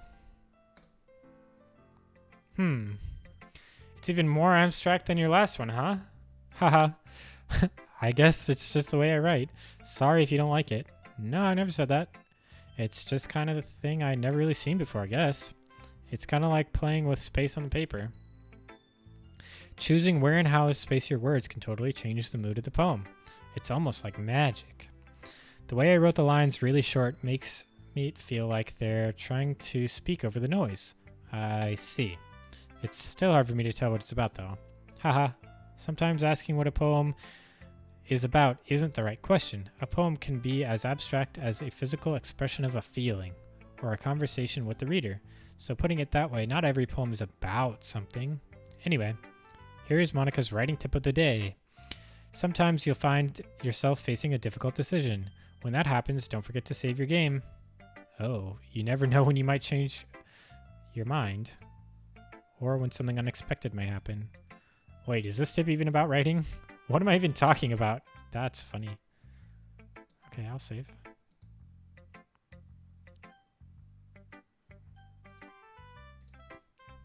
That is my advice for the day. Thanks for listening. Let's just say Ori. Ooh, I like this one, Devami-san. It has some nice feelings in it. I'm glad. Does that mean it's better than yesterday's? Let me think. I don't know. I guess I like both of them. Hehe. It's not very helpful, you know. Well, I'm not good at figuring out if poems are good or bad. But that's why I just go by my heart. If it makes me feel things, then it must be a good poem. I'm not sure that's exactly how it works. Then again, I guess I'm conveying feelings. Conveying feelings is a pretty important part of this whole thing. Whoops. Yeah, maybe. Honestly, I don't even know what kind of writing you like in the first place. Weird shit. I just read chat. Yeah, me neither. Why don't you at least try giving it some thought? Ah, you want to write something for me? That's so sweet. Yeah, right. But you're always thinking about other people. You need to think about yourself for once in a while. If you don't, you might end up getting hurt at some point. Eh? Well, I don't really know what you mean, but I'll try to keep that in mind. Well, whatever. Anyway, let's see. I guess I like happy poems. Wait, sometimes I like sad poems too. Sometimes a little bit of both. There's a word for that, right? What's the word I'm looking for? Bittersweet. Yeah. I like things that are happy and things that are sad. Happy and sad. I can't see you liking something sad, Sayori. Well, I like happy the most. But sometimes when you have a little rain cloud in your head, a sad poem can help you give the rain cloud a little hug and make a nice happy rainbow. Sayori, that's unexpectedly poetic. Is it? Maybe I'm getting better at expressing my feelings after all. Thanks, Devami-san. I should go write that down then. You can read my poem now? Okay? Bottles. I pop off my scalp like the lid of a cookie jar. It's the secret place where I keep all of my dreams. Little balls of sunshine all rubbing together like a bundle of kittens. I reach inside with my thumb and forefinger and pluck one out. It's warm and tingly. But there's no time to waste. I put it in a bottle to keep it safe. And I put the bottle on a shelf with all of the other bottles. Happy thoughts, happy thoughts, happy thoughts in a bottle, all in a row. My collection makes me lots of friends, each bottle in a starlight to make amends. Sometimes my friends feel a certain way. Down comes a bottle to save the day. Night after night, more dreams. Friend after friend, more bottles. Deeper and deeper my fingers go, like exploring a dark cave, discovering the secrets hiding in the nooks and crannies. Digging and digging, scraping and scraping. I blow dust off the bottle caps, and it doesn't feel like time elapsed. My empty shelf could use some more. My friends look through my locked front door. Finally, all done, I open up, and in come my friends. In they come in such a hurry. Do they want my bottles that much? I frantically pull them from the shelf, one after the other, holding them out to each and every friend, each and every bottle. But every time I let one go, it shatters against the tile between my feet. Happy thoughts, happy thoughts, happy thoughts in shards all over the floor. They were supposed to be for my friends who aren't smiling. They're all shouting, pleading, something. But all I hear is echo, echo, echo, echo, echo inside my head. Dang. That was good. Holy crap! Sayori, did you really write this? Of course I did. Didn't I tell you yesterday I was going to write the best poem ever? Yeah, but I mean, I didn't expect something like this coming from you. Monica taught me a whole lot. And I've been really in touch with my feelings recently. I see that. It's almost kind of creepy. Creepy? Well, not exactly. Maybe because I'm so used to you being so cheerful? Well, never mind. I'm thinking too hard about it. The point is, it came out good, so you should be proud of it. Oh, thanks. I feel like I meant to express myself this way. It even helps me understand my own feelings a little bit better. Writing is like magic. You've gotten pretty passionate about this, huh? I hope you keep it up. Yeah. Writing's the best. I'm gonna keep writing until I die. Haha, don't get ahead of yourself. Sayori's always had a bad habit of getting obsessed with something before dropping it no more than a week later. I wonder if this is one of those times, but seeing the passion in her eyes makes it hard for me to be pessimistic.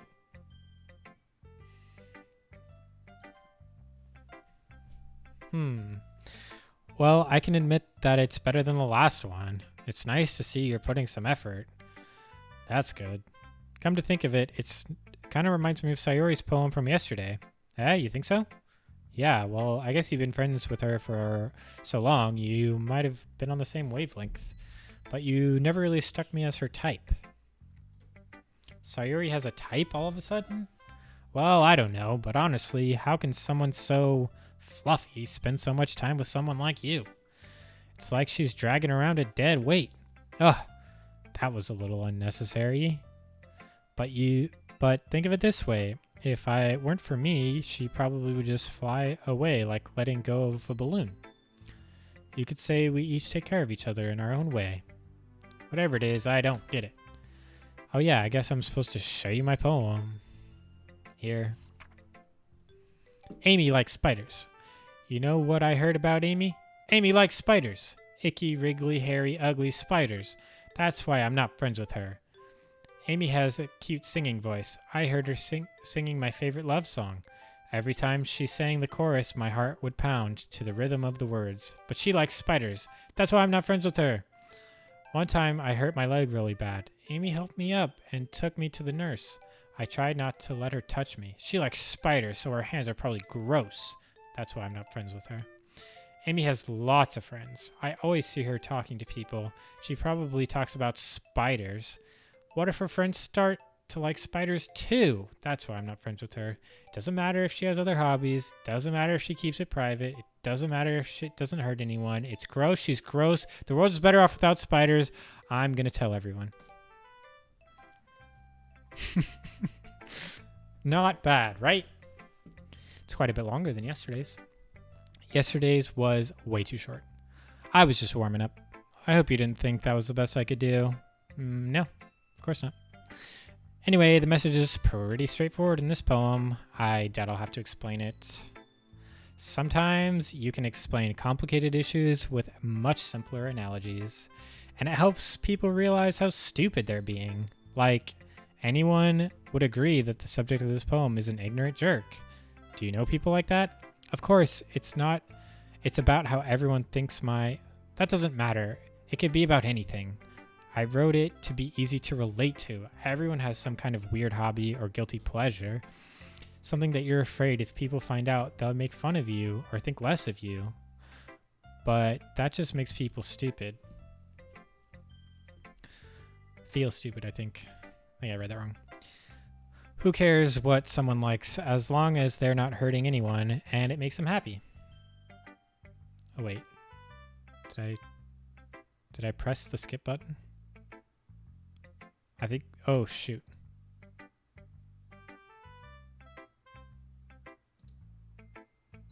No, I hit the auto button, I see. Yuri wrote about something similar today. Huh? Did you say Yuri? Yeah. She said her poem was about unusual hobbies of hers. I didn't really get it, but she said something similar to you. That people shouldn't make each other feel insecure about those things. Really? Well, I mean, Yuri's pretty weird, so I wouldn't doubt that she has some weird hobbies. Not that there's anything wrong with that. It's not like I would judge her or anything. Natsuki has trouble finding words. I guess I should try not to be so mean to her. If she feels insecure about her weird behaviors and stuff, I mean, I always hate people who make me feel insecure. And Yuri made me feel insecure yesterday. But the way you put it, it sounds like she learned her lesson. Well, I wouldn't say so. Well, I would say so. Even if her writing style is really different, I'm sure she'll appreciate the message of your poem. It's what I do the best, after all. I don't like writing unless there's a good message to take away from it. Like, conveying emotions is important, but I want to make people think, not just feel. Remember that. I'm going to write a good one for tomorrow too, so look forward to it. Okay, everyone, we're all done reading each other's poems, right? I have something extra planned for today, so if everyone could please come sit at the front of the room. Is this about the festival? Well, sort of. Do we really have to go do something for the festival? It's not like we can put together anything good in just a few days. We'll just end up embarrassing ourselves in front of getting any new members. Instead of getting any new members, that's a concern of mine as well.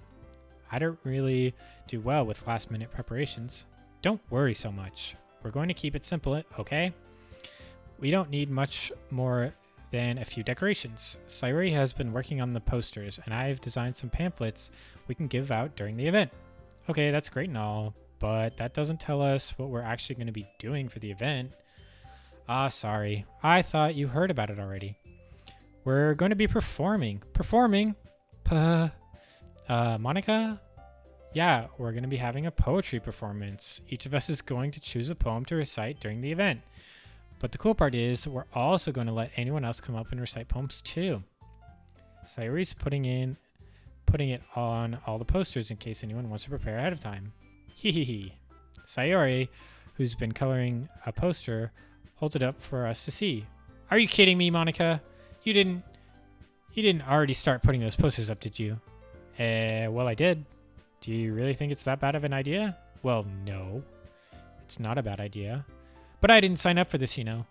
There is no way I'm going to be performing in front of a group of people like that. I agree with Natsuki. I could never in my life do something like that. Imagining it, Yuri shakes her head in fear. Guys, no, Sayori. I understand where they're coming from. Remember that Natsuki and Yuri have never shared their poems with anyone until just a couple of days ago.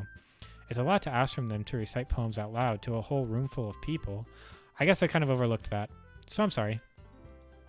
But I still think we should give it our best. We're the only ones responsible for the fate of this club.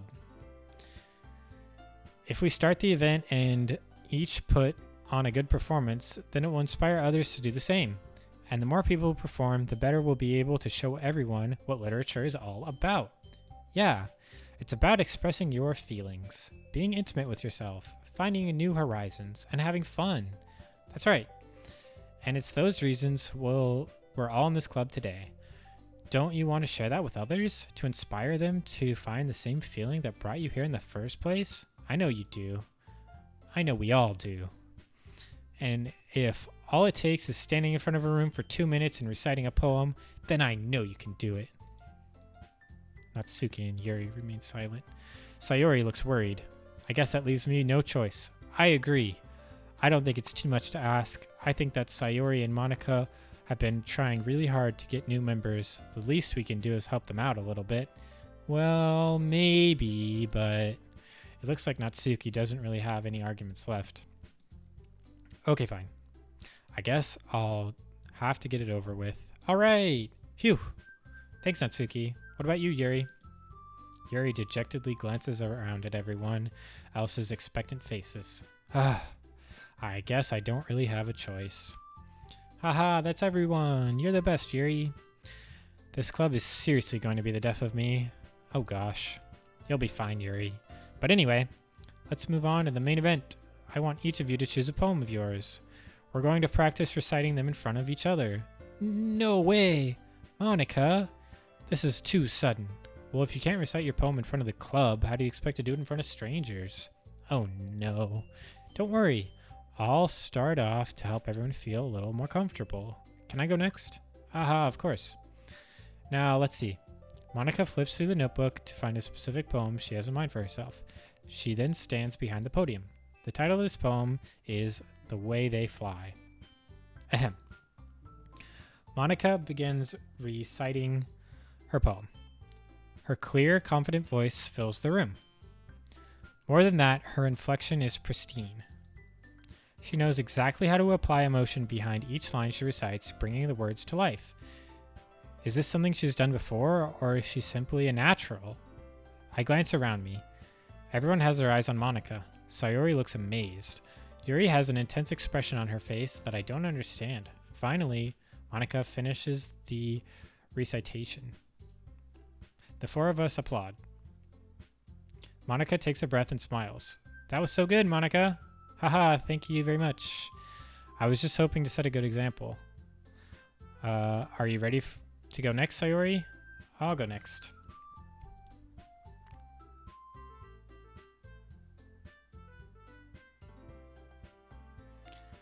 So sorry. Okay. Ooh-ah, Yuri's fired up all of a sudden. Yuri clutches a sheet of paper between her hands and stands up. Keeping her head down, she walks quickly over to the podium. This poem's called... Yuri anxiously glances at each of us. You can do it, Yuri. It's called After Image of a Crimson Eye. Yuri's voice shakes as she starts reading the poem. Just a moment ago, she practically refused to do this. Why is she suddenly putting so much effort in? As Yuri gets past the first couple of lines, her voice changes. It's almost like what happens when Yuri gets absorbed in her books. Her quivering words transform into the sharp syllables of a fierce and confident woman. The poem is full of twists and turns in its structure that she enunciates with perfect timing. This must be a rare glimpse into the whirling fire Yuri keeps concealed inside her head. Suddenly she's finished. Everyone is stunned. Yuri snaps back into reality and glances around her as if she bewildered even herself. It's up to me to save the situation. I'm the first to start applauding. Everyone joins me afterward, and we give Yuri the recognition she deserves. It's not that we didn't want to applaud for her, but we were caught so off guard that we must have forgotten.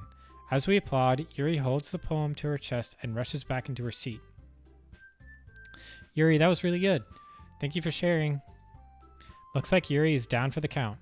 Okay. I guess I'm next then. Sayuri hops out of her chair and cheerfully walks to the podium. This one's called My Meadow. Ahaha. Sorry, I giggled. Ehehe. Sayori. It's a lot harder than I thought. How do you guys do it so easily? Try not to think of it like you're reciting to other people. Imagine you're reciting it to yourself, like you're in front of a mirror or in your own head. It's your poem, so it'll come out the best that way. I see. Okay then. Sayori begins her poem. Somehow it feels like her soft voice was made as a perfect match. The poem isn't aimlessly cheery like Sayori is. It's serene and bittersweet. If I were to read this on paper, I probably wouldn't think much of it. But hearing it come from Sayori's voice almost gives it a whole new meaning. Maybe this is what Sayori meant when she said she likes my poems. It's like I get to reach more deeply into someone I thought I knew through and through. Sayori finishes and we applaud. I did it. Good job, Sayori. Ehehe. Even Devami-san liked it. I guess that's a good sign. What does it even mean? It came out nicely, Sayori. The atmosphere of your poem fits really nicely. But it might be the other poems wouldn't work quite as well with that kind of delivery. I don't really understand. In other words, I've seen poems of yours where that sort of gentle delivery wouldn't work well at all. They might need a little more force behind them depending on what you're reading. Oh, I know what you mean. Well, I've been practicing that kind of thing. It's just embarrassing to do in front of everyone. Hee. The next time I'm going to make you pick a poem that challenges you a little bit more. We don't have much time before the festival, you know. Okay. Now who's next? Natsuki? Humph. Don't make me go before Devami-san. It's not like I can compare to you guys anyway. Might as well let Devami-san go lower everyone's standards a little bit before I have to go. Natsuki, it's fine. I might as well give it over with. But it's not like I have much of a selection on what to read. I'll just have to go with what I wrote for today. I stand up and step in front of the podium. Everyone has their eyes on me, making me feel terribly awkward. I recite my poem. Since I'm not exactly confident in my own writing, it's hard to put energy into it. Despite that, once I finish, I receive applause anyway. Sorry, I'm not really as good as everyone else. Don't worry about it so much. I think it's less about your abilities and more about your lack of confidence in your writing. That's something that'll improve over time, though. Yeah, maybe. Alright then. That just leaves you, Natsuki. Yeah, I'm going. Natsuki begrudgingly gets out of her seat and makes her way to the podium. This poem is called... Why Are You All Looking at Me? Because you're presenting... Anyway, the poem is called Jump. Natsuki takes a breath. Once she starts reading the poem, her sour attitude disappears a little. While she's still unenthused, her poem has a rhythm and rhyme to it. It's Natsuki's trademark style, and it works surprisingly well when spoken aloud. The words feel like they bounce up and down as if to give life to the poem. Natsuki finishes and everyone applauds. She huffs back to her seat. That wasn't so bad, was it? Easy for you to say. You'd better not make me do that again. Ah, well. Do you at least feel prepared enough to recite a poem in front of other people? I mean, doing it in front of other people will be way easier. I can put on whatever face I want for other people, but when it's just my friends, it's just embarrassing. That's a surprise, Natsuki. I think it would be the other way around for me. Well, that's just how it is, so I guess in that case, you won't have to worry much about the festival. That said, I want to thank everyone for coming through. It might be hard, but I hope that you all have an idea of what it's like now. Make sure to pick a poem and get enough practice before the festival, okay? I'll be making pamphlets, so let me know ahead of time if you'll be reciting. What you'll be reciting. Jeez, I should probably find some other poem to recite instead. That's fine too. It doesn't have to be your own. I'm already pleasantly surprised that you're putting in all this effort for the club. It makes me really happy. Yeah, no problem. Okay, everyone, I think that's about it for today. I know the festival is coming up, but let's try to write poems for tomorrow as well. It's been working out really nicely so far, so I'd like to continue. As for the festival, we'll finish planning for tomorrow, and then we'll have a weekend to prepare. Monday is the big day. I can't wait. I can do this. I can do this. All right. I stand up. There is no way I'll be able to find the same enthusiasm as Sayori and Monica, but I'll do my best to get through it. It's for the sake of the club, and I'm impressing Monica. Oh, something. Then I'll have to do my best. Ready to go, Sayori? Yep. Look at you two always going home together like that. It's kind of adorable, isn't it? Hee hee. Jeez, guys. Don't make such a big deal out of it. Must be a little nice, though. Well, how am I supposed to respond to that? It's okay, Dave Ami-san. You don't have to say it.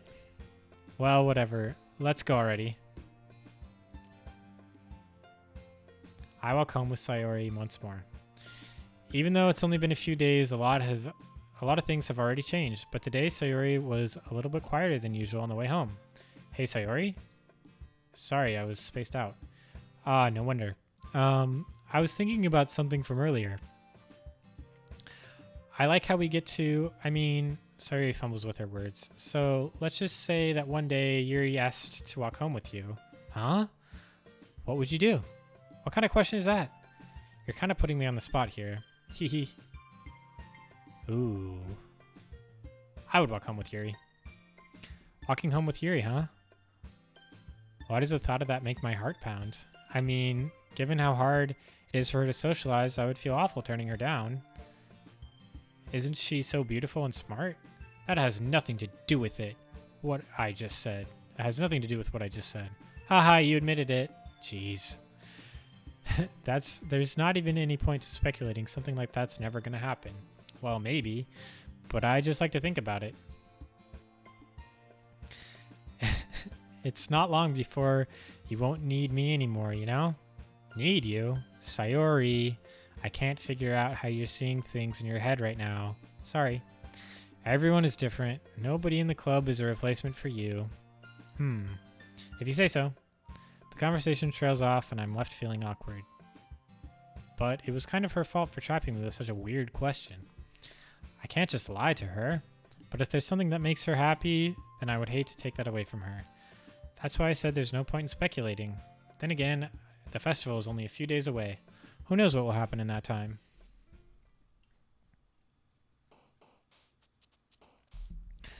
Okay. Nature. Pain. Hope. Parfait. Sparkle. Twirl. Secretive. Cheer.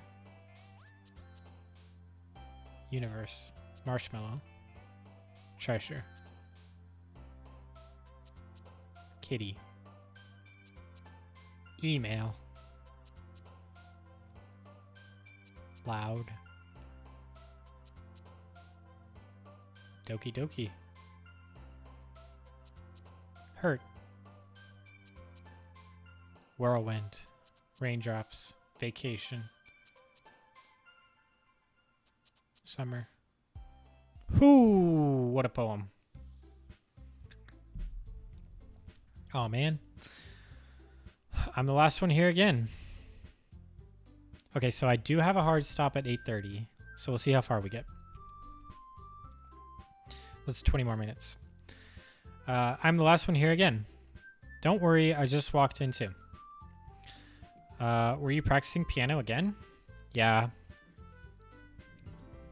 Haha. You must have had a lot of determination starting this club. Excuse me. And now picking up the piano. Well, maybe not determination, but I guess passion. Remember that the club wouldn't be here if it wasn't for all of you. And I'm super happy that you're all willing to help me out for the festival, too. I can't wait for the festival. It's going to be great. Eh? Weren't you complaining about it just yesterday, Natsuki? Well, yeah. I'm not talking about our part of the festival, but it's a whole day of the school where we get to play and eat all kinds of delicious food. You sound a bit like Sayori all of a sudden. Monica, do they usually have fried squid? Squid? That's a pretty specific thing to look forward to. Oh, come on. Are you saying you don't like squid? You of all people? I didn't say I didn't like it. Besides, what do you mean, you of all people? Because it's right in your name. Monica? Eh? That's not how you say my name at all. Oh, ink. I don't get it. Is it like a Japanese? Yeah, okay. That joke makes no sense in translation. Never mind. Let's just focus on our own event for now, okay? Hee hee. Fine, fine. Your reactions aren't quite as funny as Yuri or Sayori's anyway. Excuse me? Where is Sayori anyway? Oh, there you are. Sayori is sitting at a desk in the corner of the room looking down at nothing. I walk over to her. Hey, Sayori. I wave my hand in front of her face. Eh? You're spacing out again. Ah. Heh, sorry. Don't mind me. You can go talk to everyone else. Huh? Is everything alright? Of course. Why wouldn't it be? It just feels like you're a little off. Sorry for assuming things. Geez, you worry too much about me. I'm fine, see? Sayori shows me a big smile. Don't let me distract you from having fun with everyone. Well, alright. If you say so. I worriedly glance at Sayori before turning back to everyone else. But the conversation is already dispersed with everyone back at their usual activities. Maybe I should ask Monica if she's noticed anything about Sayori recently. Since they've been preparing for the festival, they must be spending a lot of time together. I timidly approach Monica, who's shuffling through some papers on her desk. Devami-san, what's up? Hey, this might sound a little strange, but have you noticed anything up with Sayori recently? Anything up with her? In what way do you mean? Maybe I'm reading a little bit too much into it, but she seems a little bit downcast today. Oh, you think so? I can't say I've noticed anything about her. Monica peers across the room at Sayori, who's idly dragging a rubber eraser up and down her desk. Maybe there is something on her mind. But I'm surprised I'm not the one asking you, Devami-san. You certainly know her a lot better than I do. Yeah, but she's never really like this. She's always talking to me about things that bothered her. But this time when I asked her, she was really dismissive. Sorry, I know it's not your problem. I just wanted to ask if you knew anything, so I'll drop it. No, it's important to me too. I mean, I'm also friends with her, and I also care about the well-being of my club members, you know? Maybe I'll try talking to her myself. Hey, are you sure about that? She seemed like she wanted to be left alone. Are you sure? Maybe she just has a hard time bringing it up with a person of interest. Person of interest? What do you mean by that? I'm saying that maybe the thing on her mind is you, Devami-san. Me? How on earth would you come to that conclusion? Well, I probably shouldn't say too much, but Sayori talks about you more than anything else, you know? Huh? She's been so much happier. Hold on. Okay. She's been so much happier ever since you joined the club. It's like an extra light was turned on inside of her. What? No way. Sayori is always like that. She always has been full of sunshine. It's not any different now than it always has been. Hee. You're so funny, Devami-san. Have any of you thought that maybe you always seen her as so cheerful? Because that's just how she is when she's around you? I said too much. I'm sorry. What do I do now? What do I know anyway? I didn't mean to jump to any conclusions, so you should just forget about what I said. I'll try to talk to her, so try not to think about it for now. Alright. Monica smiles meaningfully. I know she said to forget about it, but I already know I won't be able to get her words out of my head. Monica stands up from her desk and walks across the room to where Sayori is sitting. I watch her kneel down next to Sayori and gently talk to her, but she's keeping her voice so quiet I can't hear it from here.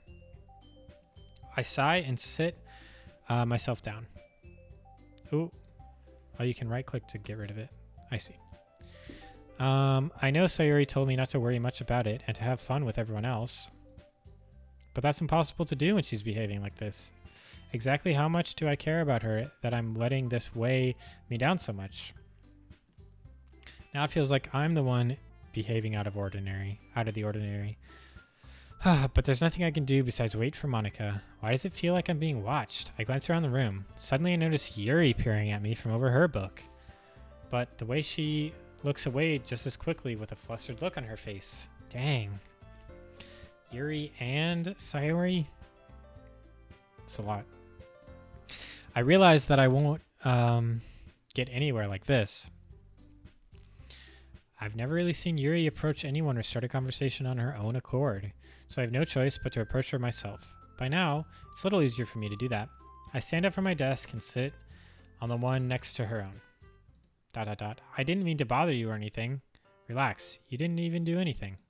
But I could tell that you wanted to be alone with your thoughts. Alone with my thoughts? How are you even able to tell that I was thinking like that? Well, it's something that I do a lot. So it wasn't hard for me to spot based on your posture and expression.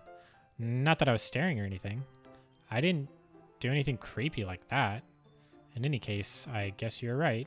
I'm sorry if I caused you any concern. Don't apologize. Your troubles are the only concern of those who are willingly... Your troubles are only the concern of those who willingly share in that concern. Of course, there are certainly those who find the most comfort in keeping to themselves. But if you prefer to share what's on your mind, then I would be glad to listen. It's really not that big a deal. I was just feeling a bit uneasy about Sayori. Sayori? Yeah, she seems a little off today, but when I went to ask about her, she didn't want to admit it to me. So I can't help but wonder if something happened to her. Oh? That's quite romantic. Eh? Sorry. I didn't mean to say something so stupid. It's not that. I just didn't want you to misunderstand. Sayori and I have just been friends for a long time, that's all. Ah, I see. Then perhaps it is unusual for her to be dismissive of you about her feelings. Or maybe I'm just reading into it a little bit too much. Devami-san. The world is full of meaning, often hidden deep beneath plain sight. And now... no. And there are many untold mysteries behind every person, no matter how well you may know them. Ah, so you think there might be something behind it after all? I think that Sayori is a very complex person. Her mannerisms on the outside don't always match what may be going on inside her head. And she may not always know what she wants. I noticed her strange behavior today too, and I also feel some concern for her. But in your case, it looked like she was fully occupying your thoughts, wasn't she? Well, I guess that was the case. Sayori, she really means a lot to you, doesn't she? I guess. But you don't need to put it that way. We're all just good friends, that's it. Yuri suddenly looks deeply into my eyes. Her expression is gentle and curious, as if she was searching for something. Embarrassed, I avert my gaze. Sometimes a person's mysteries are untold even to themselves. And you, as someone honest and caring, may uncover feelings you weren't aware were in you. That's it.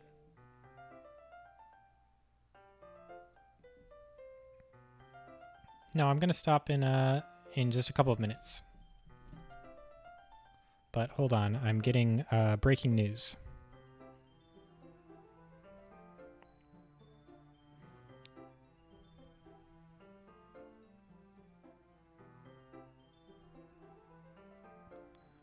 Breaking news is happening right now.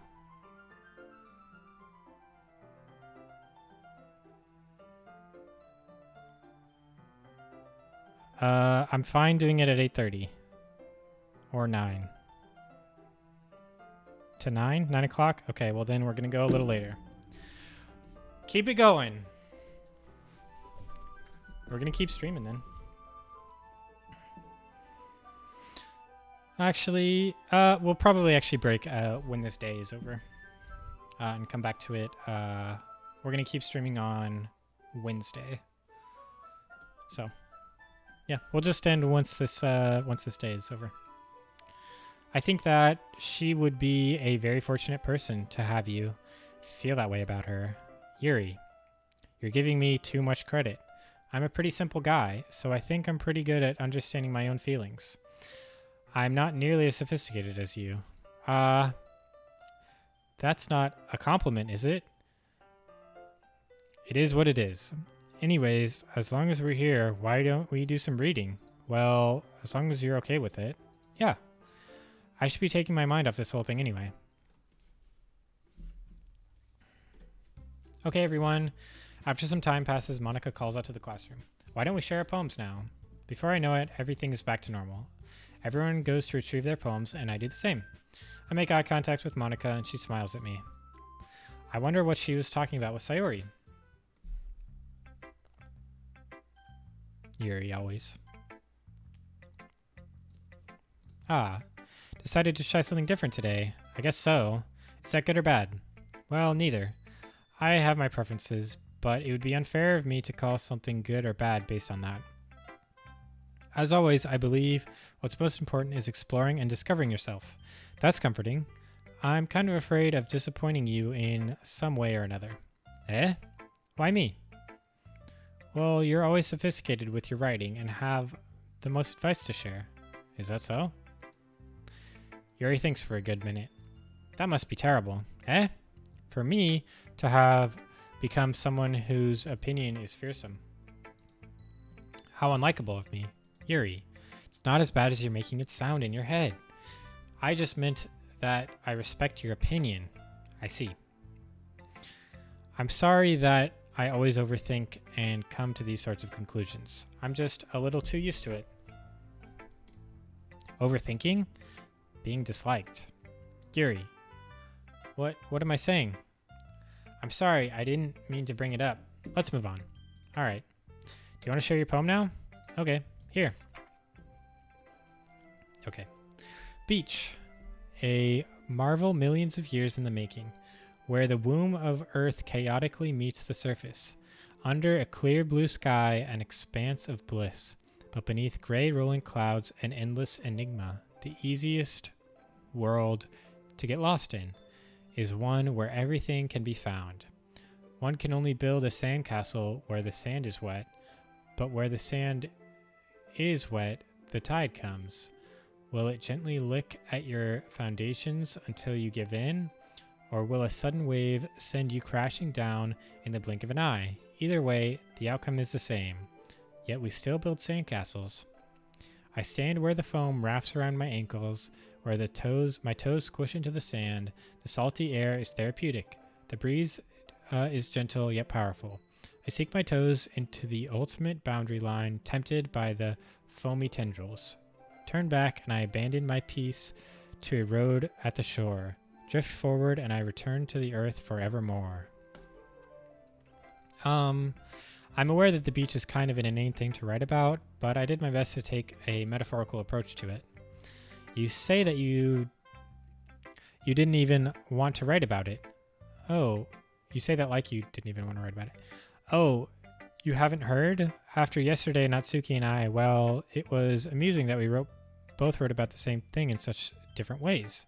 So Natsuki wanted us to write about the same topic as each other again.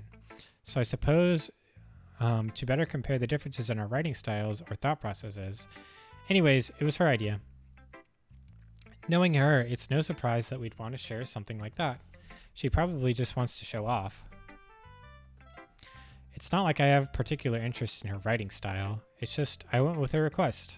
But, well, I suppose it's not bad to write about something simple on occasion. It can be refreshing, you know? It's good for me to calm my thoughts once in a while. Yeah, I agree, I think. Thanks for sharing.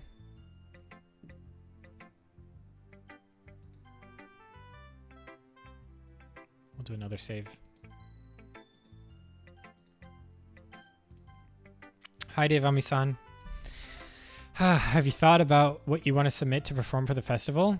Well, being in this club is one thing, but performing in front of a bunch of people, I'll have to give it some more thought. Okay, no pressure. But whatever you do, I'm sure it'll turn out great. It would also make me happy to see. Haha. Anyway, let's take a look at today's poem. Sure. I let Monica take the poem I'm holding in my hands. ... I like this one. It makes me think of something Sayori would like. Is that so? You and Sayori are really good friends, right? I wouldn't be surprised if you had those sorts of things in common. Ah, well. We may be good friends, but Sayori and I are actually really different. Well, that might be the case. But maybe there's also some similarities that you wouldn't expect. The way she talks about you. It sounds like the two of you really care about each other's well-being. Even if you show it in different ways, it ends up being more similar than you'd think. So I think that's the kind of vibe I get when reading your poem. You sure you're not reading too much into it? I could be. Oh gosh, I sound like Yuri. But in that case, Sayuri's writing has kind of a gentle feel to it. I can tell that she likes exploring with emotions like happiness and sadness. Who knew that someone so happy would enjoy sad things too? Yeah, that's totally unexpected. Well, to each their own, and you shouldn't be afraid to experiment a little bit either. Anyway, I'd share my poem with you right now, alright? Alright. The Lady Who Knows Everything. An old tale tells of a lady who wanders the earth. The lady who knows everything. A beautiful lady who has found every answer, all meaning, all purpose, and all that was ever sought. Here I am, a feather. Hi, Rebecca.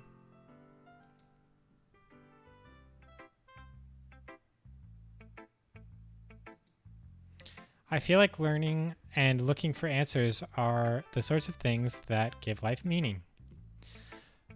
Not to get too philosophical or anything, but it was kind of on my mind, so that's what I wrote about. I see. I never really put too much thought into it. In a way, it's almost paradoxical. Because if I had all the answers, wouldn't the world start to lose its meaning?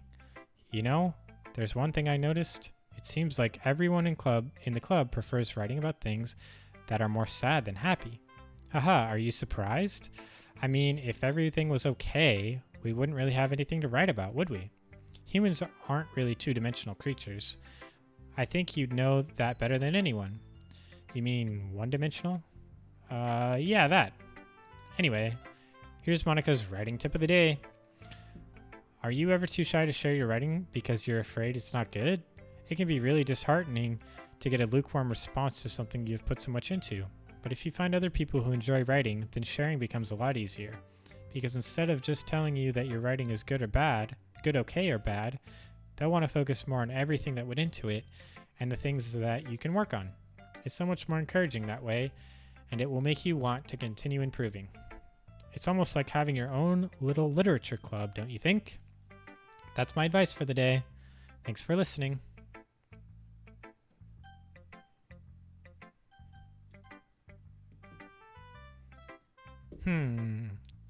It's nice, I guess. Come on, I can already tell you don't like it. Well, you don't need to worry about what I think. After all, you wrote this for someone else, didn't you? Probably Yuri. I didn't write this for anyone specifically. Maybe. That's not really what I meant, though. But it's okay. You're making new friends, just like what I was hoping. That makes me really happy. And you're really happy too, right? In this club? Well, of course I am. Good. That's all that matters to me. Thank you, Devami-san. Sayori, is there something wrong? Huh? No, nothing. I'm just a little tired today. Hehe. Alright. Just tell me if you need anything. I will. Don't worry about me, okay? You can play with everyone else now. If you insist.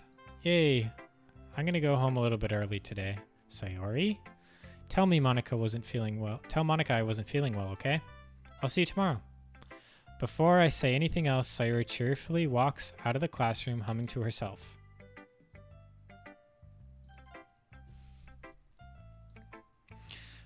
This one's alright. Alright? Well, yeah.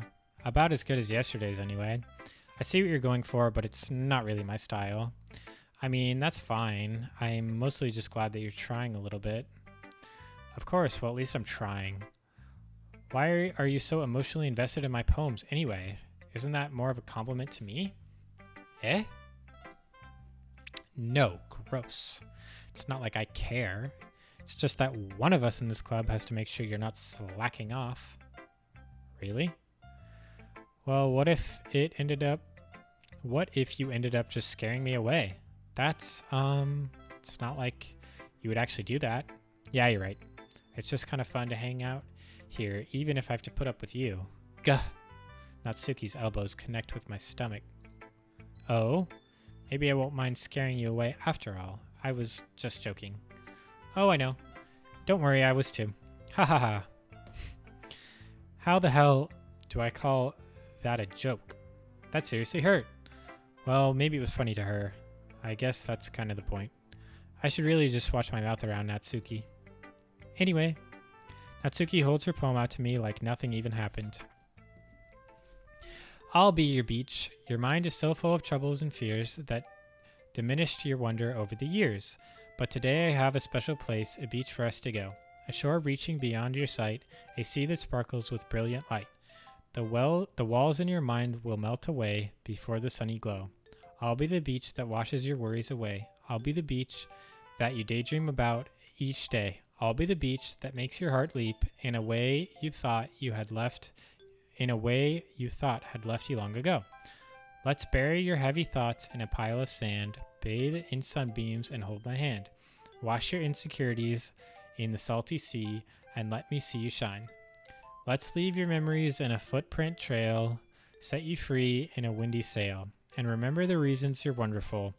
When you press your lips to mine, I'll be the beach that washes your worries away. I'll be the beach that you daydream about each day. I'll be the beach that makes your heart leap in a way you thought had left you long ago. But if you let me by your side, your own beach, your own escape, you'll learn to love yourself again. Yeah, I like the spiders one better, to be honest. Yeah, I felt like I kept writing about negative things, so I wanted to write something with a nice message for once. Besides, the beach is awesome.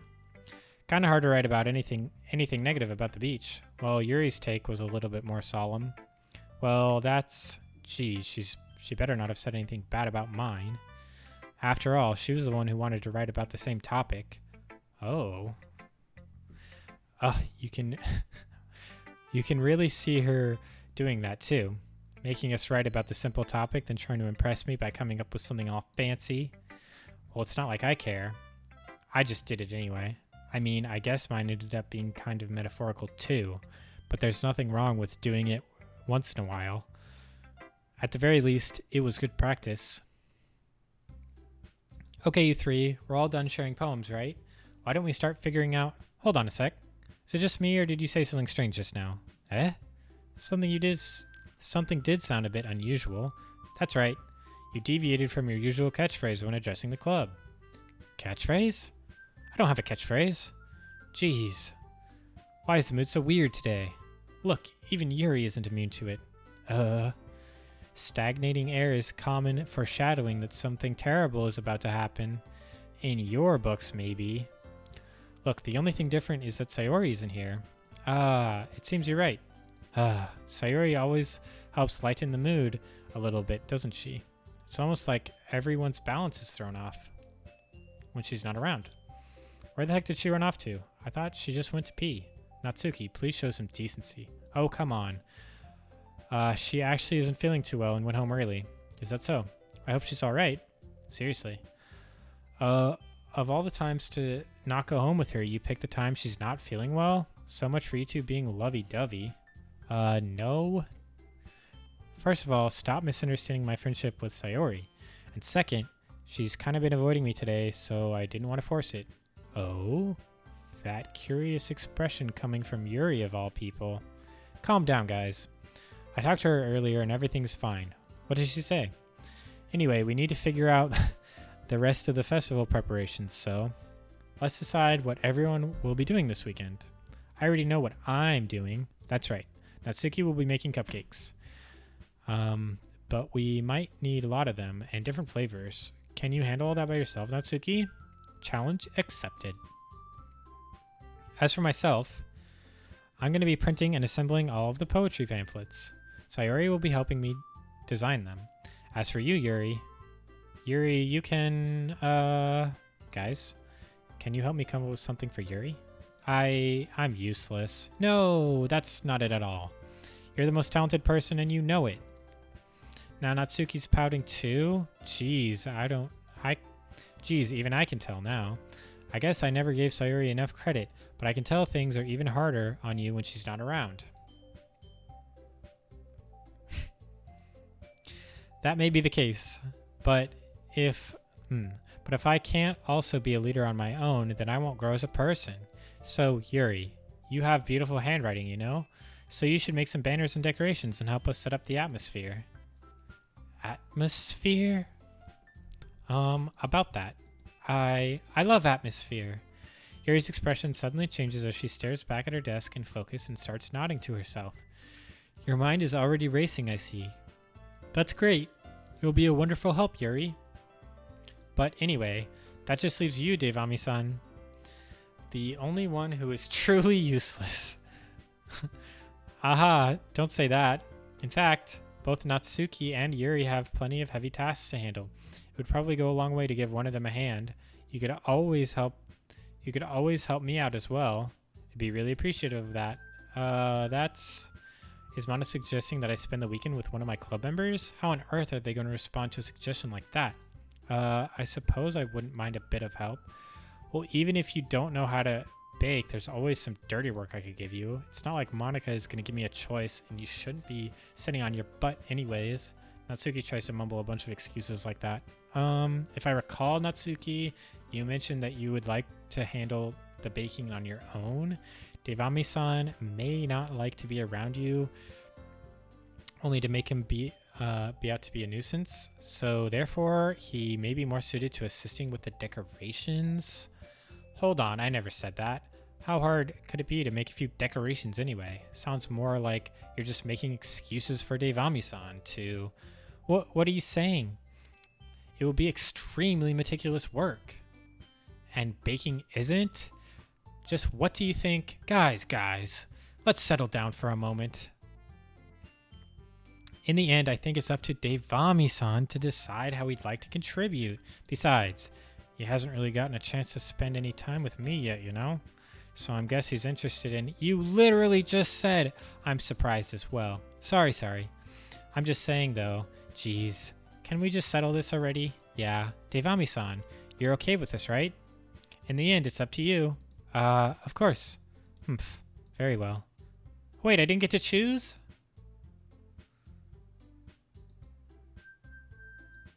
Oh, I do get to choose. Okay. Save.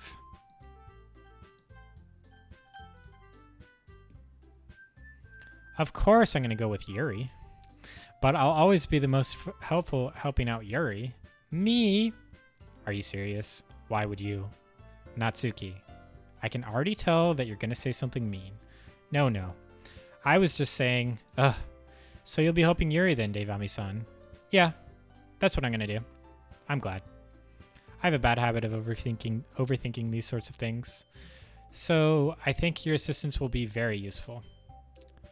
That's great to hear. Natsuki, will you be able to handle the baking by yourself? I mean, yeah, I already said it would be fine. Okay. Everyone can tell that Natsuki is feeling a little sour. So, is that everything we needed to go over? Yeah, that should be about it. Are you guys excited? Well, excited may not be the right word, but I suppose I'm looking forward to it a little bit. Do you feel the same way, Devami-san? Me? I guess you could say I'm interested to see how it'll turn out. That's good enough for me. What about you, Natsuki? Natsuki? What? Why is everyone yelling at me? I didn't even do anything. No, that's not what I meant at all. Yuri anxiously glances between everyone in the room. I'm sorry for this. I don't really know why Devami-san picked me. And also, your cupcakes are the best cupcakes I've ever had. They really go well with my tea. And nothing that I do for the event will compare to that, so... So, I get it. I'm kind of surprised, though. Why? Well, I'm the one acting immature. I already know that. But you're trying to cheer me up all of a sudden. I know I'm not very good at it. I'm sorry if I said something bad. Natsuki isn't the only one surprised. Monica and I are also taken aback at Yuri's words. When she said she already had trouble with words, trying to cheer someone up must be far out of her comfort zone. But I begin to understand. Yuri was trying to sound like Sayori. Even if it didn't work perfectly, I can tell that she tried to say something Sayori would say at a time like this. Because Sayori always helps everyone smile and feel good about themselves. No. I kinda appreciated it. I'm sorry for making a big deal out of nothing. But I'm gonna say this. You better bet my cupcakes are gonna be the best part of the whole event. I believe you. Yeah. I hope to see everyone do their best. But with that, there's nothing more for today. So I guess it's time to head out. Okay.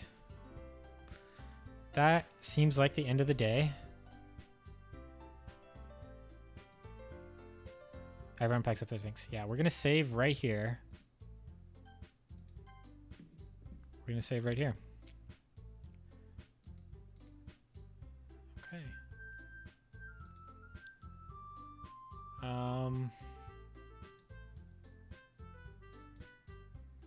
Yeah. So, this was a game made on a recommendation by my friend Adam. So far, it's just kind of like a weird dating sim. I'm expecting some kind of twist. I was expecting a twist to happen. He said this game would last me 2 hours. I've been streaming for 2.5, and I don't really feel like I'm near the end. So, that was a lie. But, I guess I'm invested in this story, and I want to see what happens, so I'm going to keep streaming this on Wednesday. Tune in then to find out what happens. I don't know. Anyway, Wednesday, 6 to 7 p.m. See you there. Bye.